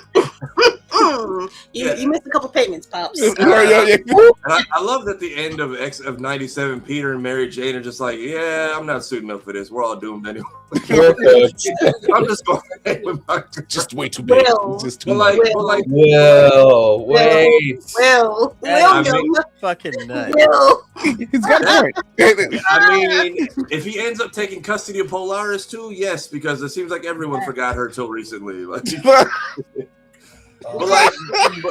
look, she's so cool. Set up, payoff, make it easy. Like that casual one-liner from Eisen at the end of Bleach season 2, when he's just like, "I've been planning this since the day you were born." He's like, "What the fuck is that supposed to mean?" And he's like, "What?" And then the sensei steps in and is like, "Hey, you're a little too loud, buddy." But then bringing in a black character, which is actually Killer B from Naruto, by the way, and telling him like, "Yeah, you don't know your roots or who you actually are." And then they send him to his father to learn you're actually like this culmination of shit, which it paid off. It made sense because we wanted to know about his mother for so long. It made because we wanted to know about his mom so long. So you gave us his power set, his backstory, his mother's story, all in one go. Whereas like Jujutsu Kaisen tried that same shit and it's like spread all over the fucking place. It's like, nigga, I don't. What? Does it feel like Jujutsu Kaisen is like the ADD version of Bleach? The ADD. Maybe that's what it is. Maybe that's why I don't like the it. ADHD version. ADHD. Yeah. Aizen is worse. Definitely ADHD. The manga, you know, Aizen is actually. And then everybody, Aizen is actually who? I said Aizen's actually the worst one. He is, but like you also notice. And then every season had a theme. Like I want to say, like the Soul Society arc was like very Japanese coded, especially the scores that they choose. The Arankars and Isaac, that was super Latin with the vibe. Absolutely, intentionally. And then this last season, they just said, "Fuck it, they're straight up Nazis. Like we're not hiding." Nazis, these niggas are Nazis. He's not wrong though. The first thing they did was try to wipe out an entire group of people. Nix, what's going on? Big Nix. Nigga, I thought you were the honorable prophet. Nix. Navy, y'all got to get y'all panel back together for BlerdCon next year. We are working on that now that this nigga decided to show his face again. Just gonna be doing that. Just keep Nix away from light switches. That's all I ask. Wait a minute. We owe you one, motherfucker. Bring your ass to BlerdCon. Yo, I forgot about that. I didn't. That was the most Big Brother Little Brother moment. It was like because I'm looking dead in his face.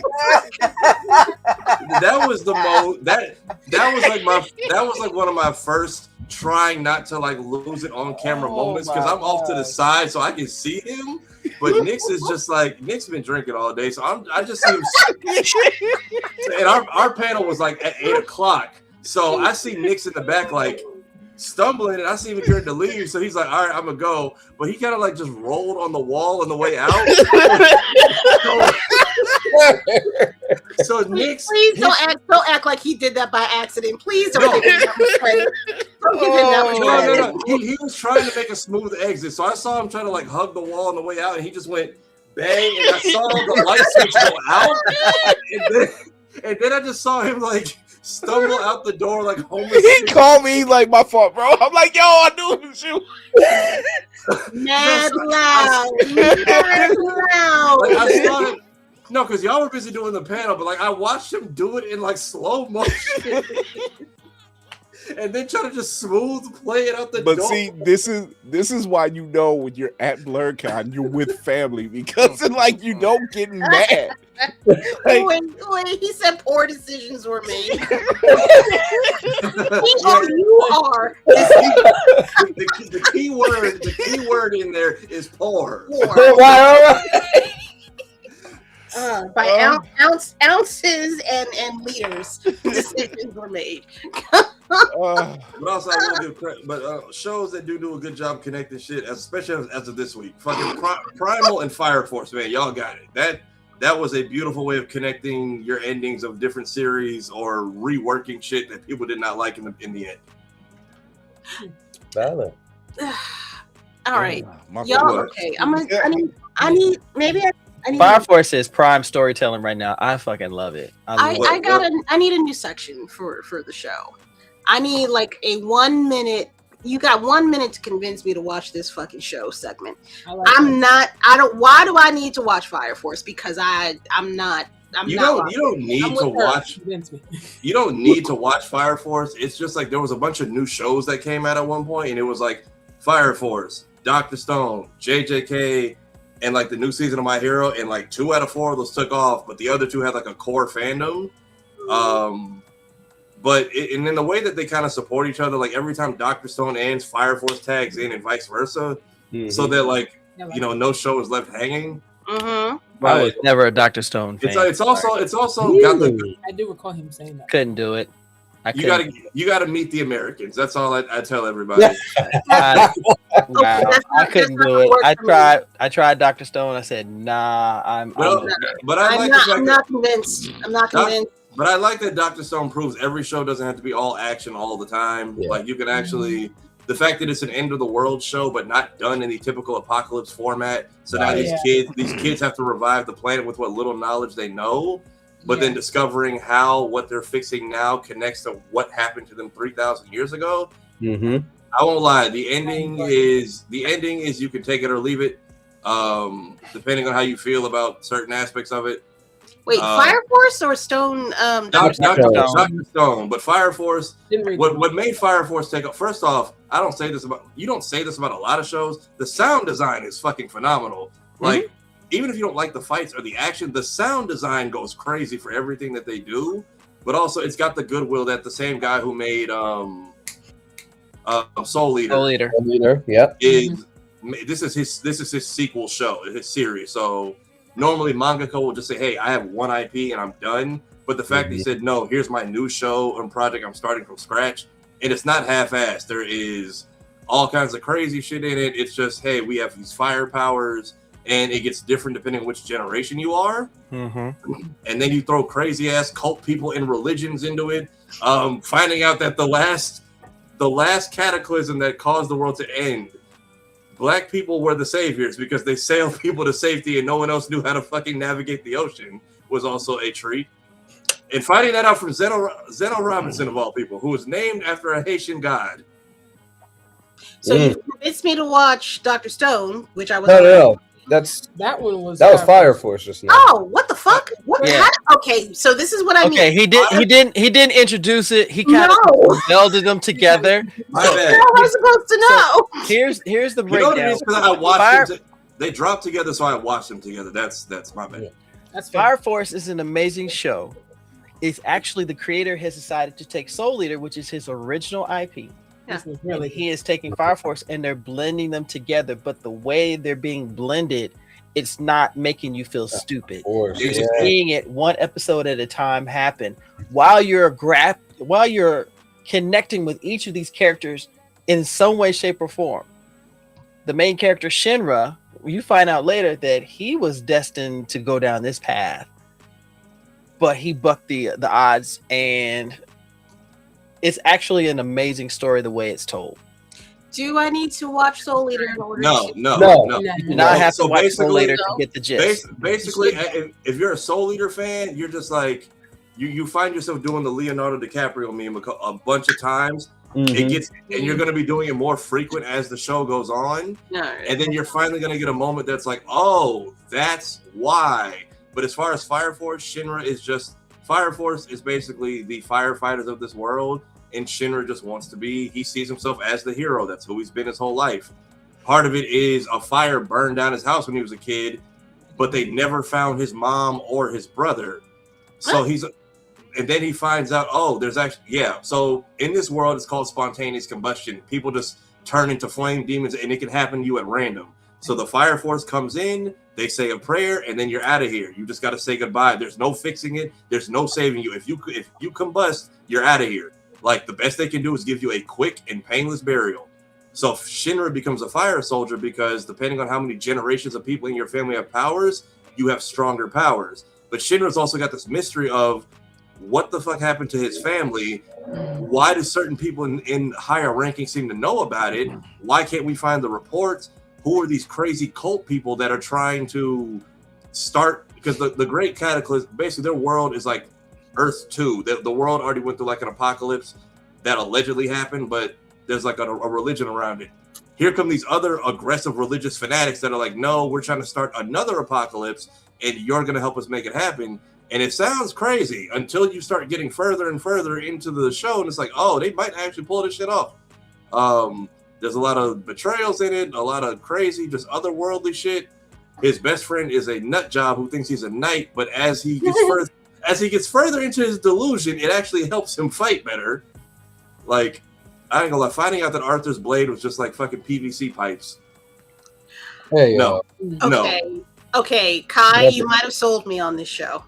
We want to try again because we love Soul Eater but couldn't get into Fire Force, but it's been a minute, so I would like to try again. Especially it's ending. This current season is amazing. Especially now that it's ending this week. That last episode when we got to see the creation of one character. Yep. Oh my gosh. Oh, that was. I just went, okay, now I'm not expecting this, but I'm here for this. And I'll say the character design is fucking beautiful. And also, he's done his homework because the fact that the fact that Ogun, who is Zeno Robinson's character, is named Ogun, and his power is called Flaming Ink, but he makes him kind of look like the Haitian deity that he's named after. Always wondered. That's cool. And I'm not gonna lie, it's kind of fucking stupid watching people learn how colonialism and like slave ships worked in real time because he's Nigerian, but then when he talks about like the first time the world ended. He's like, hey, actually, the captain that sailed a lot of people to safety, including the founder of your current religion, was my Caribbean ancestors who played. It's like they sailed everyone to safety and played reggae music. They did the Jamaican air horns and everything. And people were just like, no, he's Nigerian. It's like, do y'all understand how sailing works? Like, there were different stops that people, especially. I was gonna say because Ogun is an African deity. He's also Caribbean. He's a Caribbean. He's a Caribbean deity, but Ogun in the show is Nigerian. But he knows that his ancestors were from the. They don't say Caribbean, but like. I hear pan drums and reggae music and ships. Clearly, your ancestors got around. Like. So it was like, no, he's Nigerian. I'm like, y'all know Caribbeans and African people have roots like, Orishas. Like, I was like, y'all know Caribbean people and Africans have roots like elsewhere. It's like, well, no, he's just Nigerian. I'm like, the reason y'all are just like Irish and shit is because y'all had a choice where y'all went. Like, there's a difference. But yeah, like finding out little tidbits. And I'll say this: they don't slack on the fight scenes at all. Like, I know every show has this episode where it's like, oh, look at this shit.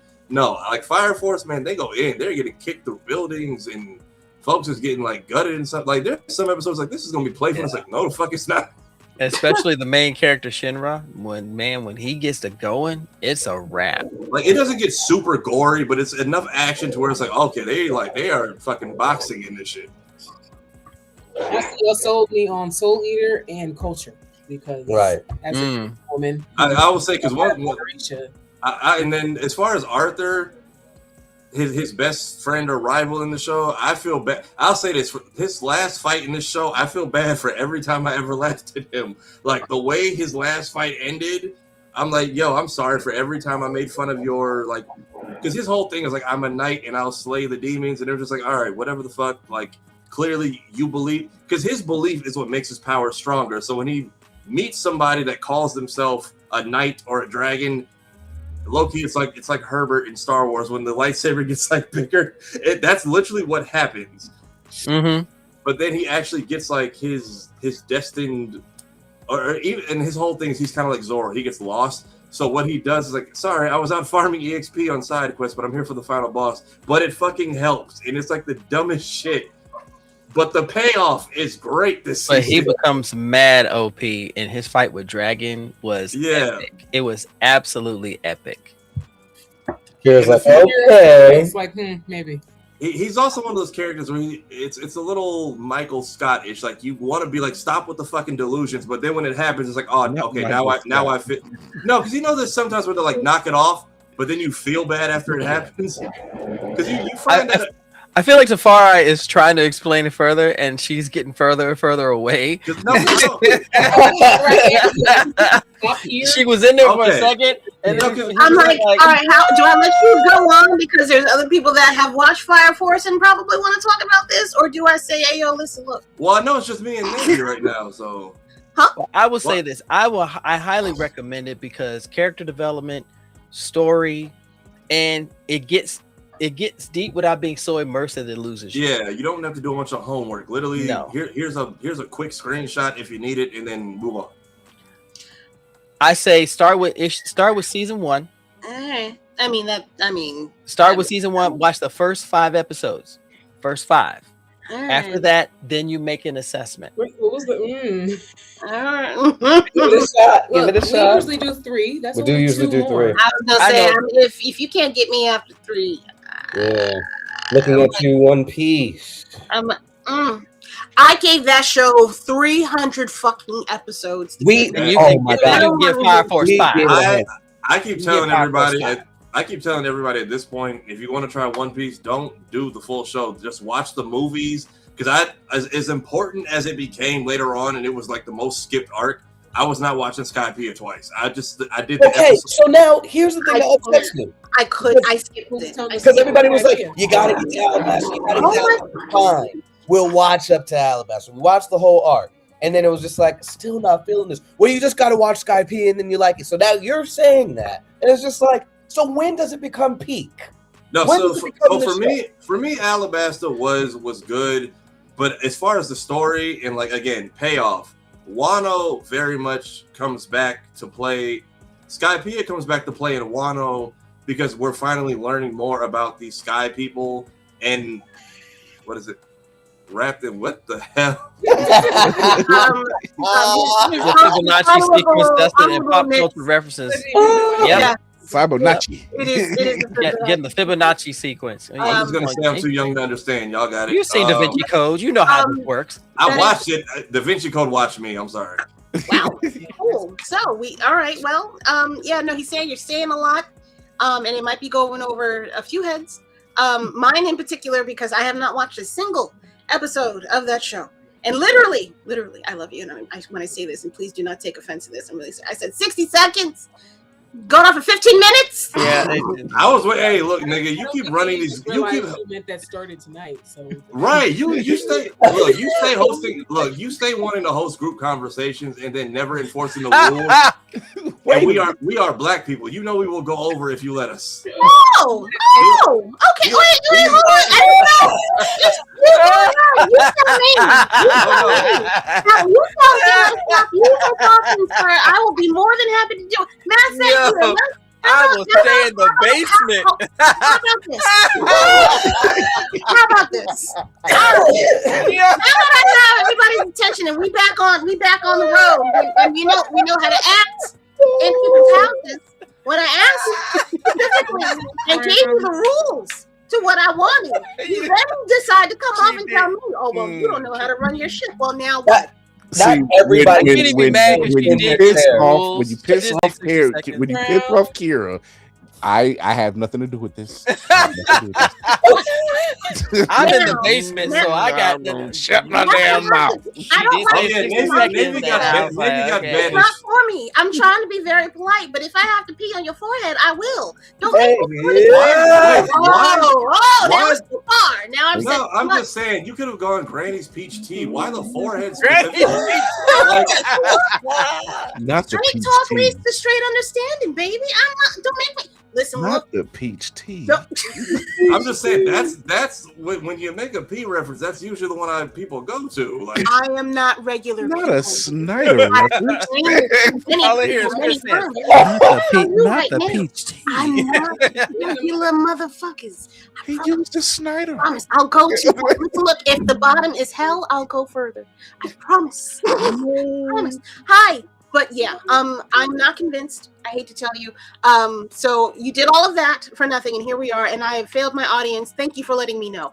So team reference. Sadly, I think you had her in the first. We did. We did in the first 6 this was never going. I never expected this to be a winning battle, but if I can convince anyone else out there, no, well, you right. Everybody else out there didn't say it in the comments. I fell off. I ain't really into it. I haven't seen it. Maybe I should pick it up. But you just gave up. Okay, wait.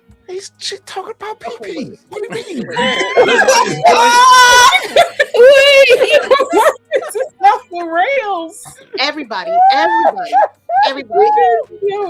I really appreciate all of y'all for coming out tonight. I love you, Kira. But you were talking about pee-pee. I haven't seen these Negroes in months. And I figured, you know what? Since I have this opportunity, let me bring the gang in here. Let's get it popping. Let's get it popping fresh. But I see the error in my ways. Y'all need you're fine. Give us another chance. I just wasn't expecting the black ass did mine. And now you're just voices in the ether. Don't leave me. I'm scared of roaches. Don't leave me. All right, okay. Notes for the future. We will get a buzzer for the soundboard. And Thank you. I'll be in my bunk. Matter of fact, I have one right here. You had one. Shut the fuck up. Shut the fuck up. You had that the whole time? I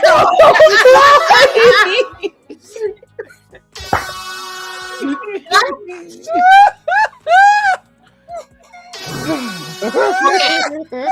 Just want to make sure it's working. It's on. All right.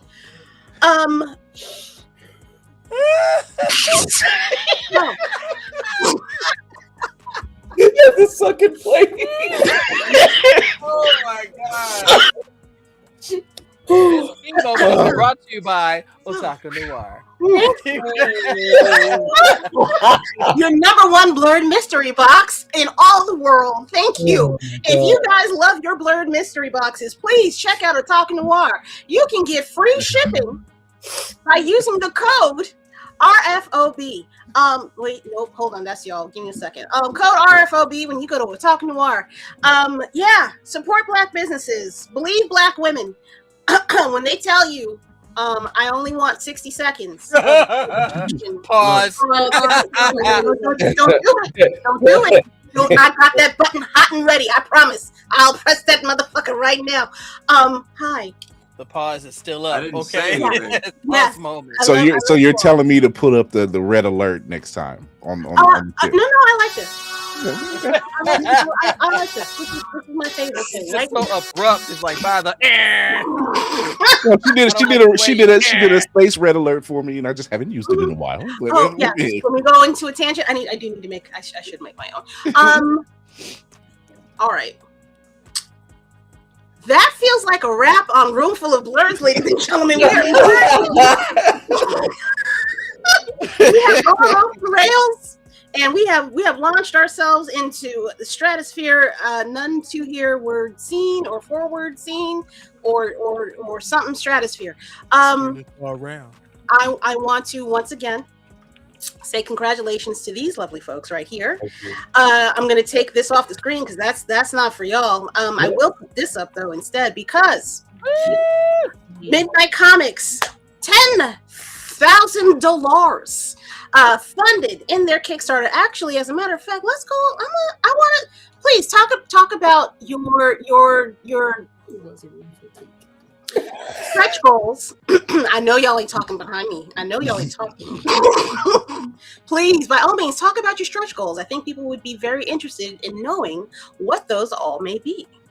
Yes. So the stretch goals for this Kickstarter are the production for our other stories. So we did a poll in our Countdown to Midnight group. If you're not in that, definitely check that out. But Blue Morpho was one of the top ones there. A story about, well, we're not going to dive into that. Go to the Countdown to Midnight thing. Blue Morpho is one of the stories.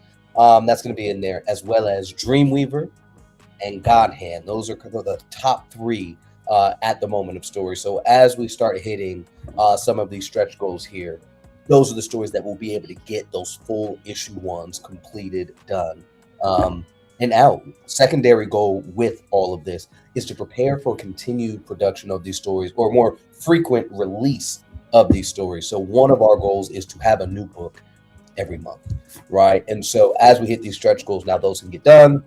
We go through our normal process. So January, you get a Dreamweaver. In February, you get Blue Morpho, so on and so forth. So while you're waiting on, your old favorites, you can be introduced to some new ones. So we have 8 stories in total that we're trying to put into circulation through the course of next year. So far, because there's several other stories getting worked on. Can I say the title of the one that I'm working on? Again, it's your book. Okay, y'all know I'm spoiling Tom Holland and Mark Ruffalo and Midnight Comics. I can't even keep the spoilers out because I don't know them, so I can't even stop them. So 2 new stories last month have come to fruition. Point Nemo and Sea of Obsidian are 2 more stories that I am actively working on right now that I'm so very excited about. One's a sci-fi horror and one's a fantasy story. Cannot wait for that. But in the meantime, again, you guys have Sundown, Blue Morpho, Godhand, Birth of the Dragon Coil, Tasha's graphic novel, Runaway Love. And what else am I missing? Oh, and I guess all the rest of the story that you guys have already seen books for. Last Day, Dogma, Raven's Omen. Admani's getting a revamp. If you guys love Haikusifer and the work that she did on Kyra Terror, she's the new artist for Admani. Grateful is actively in production right now. Soulful is in active production right now. So again, the hope is these stretch goals are going to go towards those the new stories. And so now you guys have a year of Midnight Comics back to back to back. Or work on all the other stories that we have already decided we need to do in the background. Right. I forgot to mention Project Game Plan. That was another one. So anyway, yeah. So the stretch goals go towards more and new stories. So as we hit each one, the first one again is Blue Morpho that we're working on. We would love to get to that 15,000, 16,000 range because that would guarantee the entirety of that first story done. Yeah. And then we continue to move forward from there. And of course, we'll revisit when it's over, asking everyone if that's still what they want, right? Or if they want to see something else first, right? So be on the lookout because a poll is coming to reconfirm what it is that everybody wants. Again, it's mimicking what we did in the first place with Tales 1. What story out of the bunch? Y'all chose Soul in the Grave. That's the focus. So now we're going to do that again for everybody. Moving on, everybody that support this Kickstarter, talking to you directly. What do you want to see? Here's the list. Here's whatever artwork. You tell us what you want. That's what gets done. Can I interrupt for just a mere moment? Mm-hmm. So I hear tell, based on your posts, Tasha, that you wrote a graphic novel in 7 days. You're is that on the journey with me last year when I did it? I stopped talking about it. Yes. Do you mind naming that said book? Because I think people want to know what to be on the lookout for. If you should put that in a Kickstarter in the future to get it funded and produced and published and junk. Well, it is called Runaway Love. Oh wait, you underwater. Wait, you underwater. I'm drowning. Help! Okay, no, you're good. You're good. Oh, okay. Yeah. The name of the book is Runaway Love. It will possibly be in a Kickstarter in the future. It is a suspense story. It's about a young girl. She goes missing, and then she shows back up about 4 years later with a secret. Mm-hmm. So I'm very much excited about that. He loved the story. I had several beta readers on it who enjoyed the story. I'm going to make some tweaks and then start looking for an artist. Oh. Ooh. Somebody new? Most likely. Ooh, Mufasa. I love it. saying. One of the things we talk about often is a lot of these stories are written. Yeah. Like honestly, written far for out. the most part, if we're talking about them, they're written. They're done. Gray is how many issues done? 4. Don't let me. No. Oh no. Oh, he means written. Written? He means how many? Written? Oh. At least 15. Actually, that's no, it can't be 15 because there's not even 15 issues planned. I told you. Oh, that's right. I told you I was going to stop at issue 11. That's 11. the last one. No. I was close. 12. I have 7. 9 issues written. 9 of the. I was close. My God. 12 issues. Wait, Yeah. I'm so sorry. I apologize. And One thing, Blue Morpho, 9-10 issues in, right? Yes, but I am rewriting. Now that one's a little longer, but still. That was a lot longer. Yeah. That's why I'm trying to finish the gray. Right.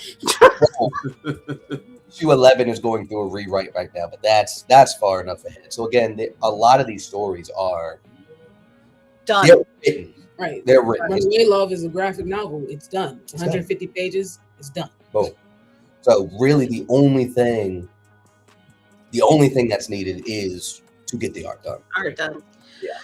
Well, it's not like you guys are poor for selection. You know what I mean? You y'all could pick damn near anybody right now at the moment. And put the word out and possibly get a discount. I'm just saying. Look, I don't know. Let's try to get that Kickstarter up to 15K. Y'all got 6 days. We could do something. Strange for some change.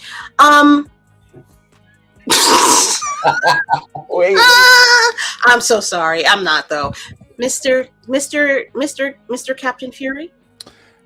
Check us out Tuesday, 8 p.m. Eastern. Yeah, 8 p.m. Eastern on YouTube and Twitch. We're going to be talking about Starfleet Academy. We're going to be talking about some other things dealing with some Black indie creatives and why we need to be telling our own stories, and some other things that I'm sure will pop up because even when I set something up, something new jumps off. So there it is. So you can see our lovely faces there having some fun and going off the rails like we usually do, but the ship still flies. So tune in 8 p.m. Eastern, YouTube, Twitch. See you guys. Thank you. Lady Mandalore. Can do. Hello. How did it ho? Tafari. You good? You got your word count in for the day, or you got some more left? No. Man, I'm a guy. We use those by like 5 p.m. But all right. We only got 5,000. Them shits are going by like 2 in the afternoon. Yeah. But yeah, this name on all platforms. I don't know what I'm doing this week. I might try to go see the Mario movie, maybe some content on that. But you can find me here and here-gaming on the red and purple apps, and then everywhere else that has social media. But that's about it for me. I'll have fun cutting this tonight. So yeah, please. Please. I mean, this computer is doing a better job at it than the dyno over here, so it should take me less work. But still. I'm not doing this for my health. Come back and watch some shit. Watch the interview playlist on loop, something. Like they have a podcast format on YouTube now that nobody consents to, but go watch that. I'm not feeling that. Dr. Reverend Bishop Don Juan DeMarco Navy. Reverend. Wow. Wow. I don't need that many titles. I can barely handle Montel. What the hell? Hey, everybody. If you are following us here on YouTube, thank you. Continue to support the Room Full of Blerds show, the creator, her creative process, and everything. Now, if you don't know what I'm up to, just come over on Navy Montel. I'm all over the place. I am getting the combos back up. I'll be joining the crew every Tuesday and Thursday. Let's see. Also, and just a reminder, I saw that.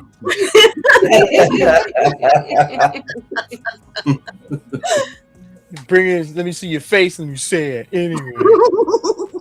And just a reminder, y'all, I am giving this away on my Instagram. The instructions are in there. The post is quite simple. Follow instructions, people. Follow instructions. The instructions. The deadline is April 10th, and I'll be doing the drawing April 11th. It's simple. Put the comment, put hashtag Blerdicorn, tag somebody, and follow Otaku Noir. I'm using it as an honor system. Go support these folks because they work really, really hard. And if you know how to get a hold of them, that's right there. They're all over the place. They're all over the place. And you can use promo code RFOB for free shipping, and you can use Navy Montel as well. So yes, either way, you're helping out the business, you're helping out the company, most importantly, you're helping out the show. Correct. Okay? That's all I got. Oh, and you got a new entry, a new challenger coming from Kai NYC. About time. I mean, great. Thank you, sir. Oh, I did not do this all night. Lizzie, hi girl. I'm so sorry. I think I put your post up every once in a while. I'm not sure. I'm really sorry, but I see you. I acknowledge you. You be doing the good works of the Lords and on the podcast realm and universe. Keep doing what you're doing.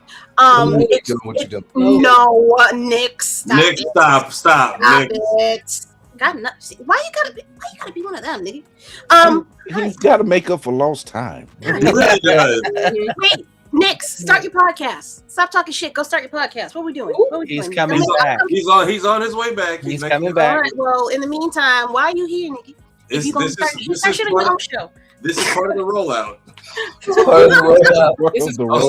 You know, him and Mayhem are like the dynamic duo behind the scenes shenanigans. Oh, wait, shit! I survived both of they black asses in here tonight. Good God! It's a party. Oh shit! Yeah, all right. Hi. It's me. I run the show apparently sometimes, depending on who's on. I, as usual, yeah, I'm gonna still throw fucking shade, motherfucker. You talk the biggest shit just now. So, if you guys enjoyed what you were seeing this evening, especially since we went into double, I know you ain't talking shit behind me. No, I said what happened. I zoned out for 30 seconds. What I missed? All right, well, go back to sleep.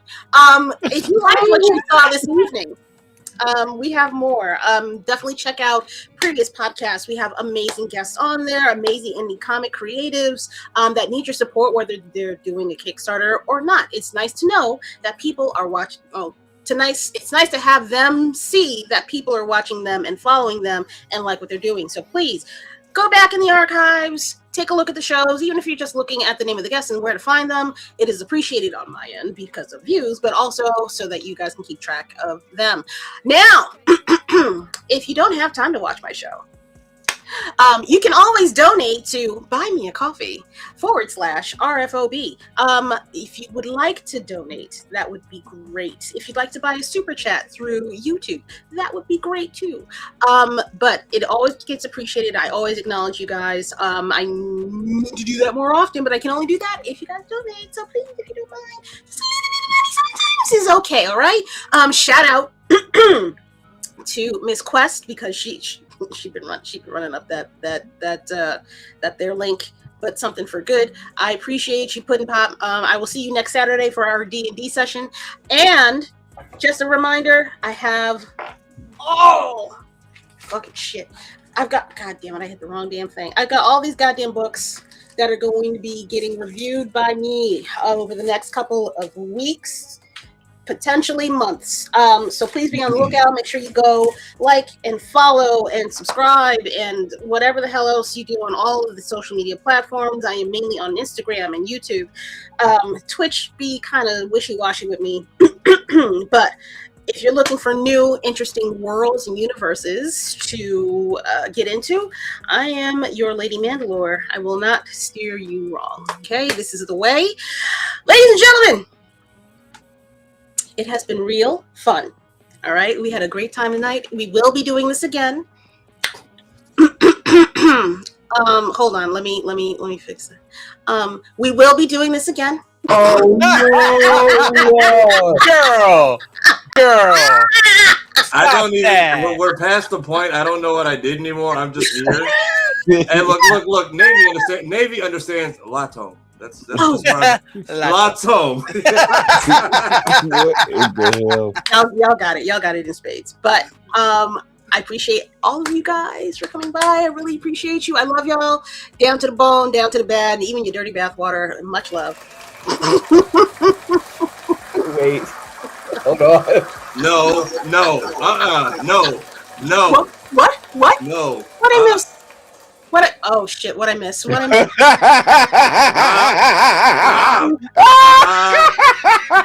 No.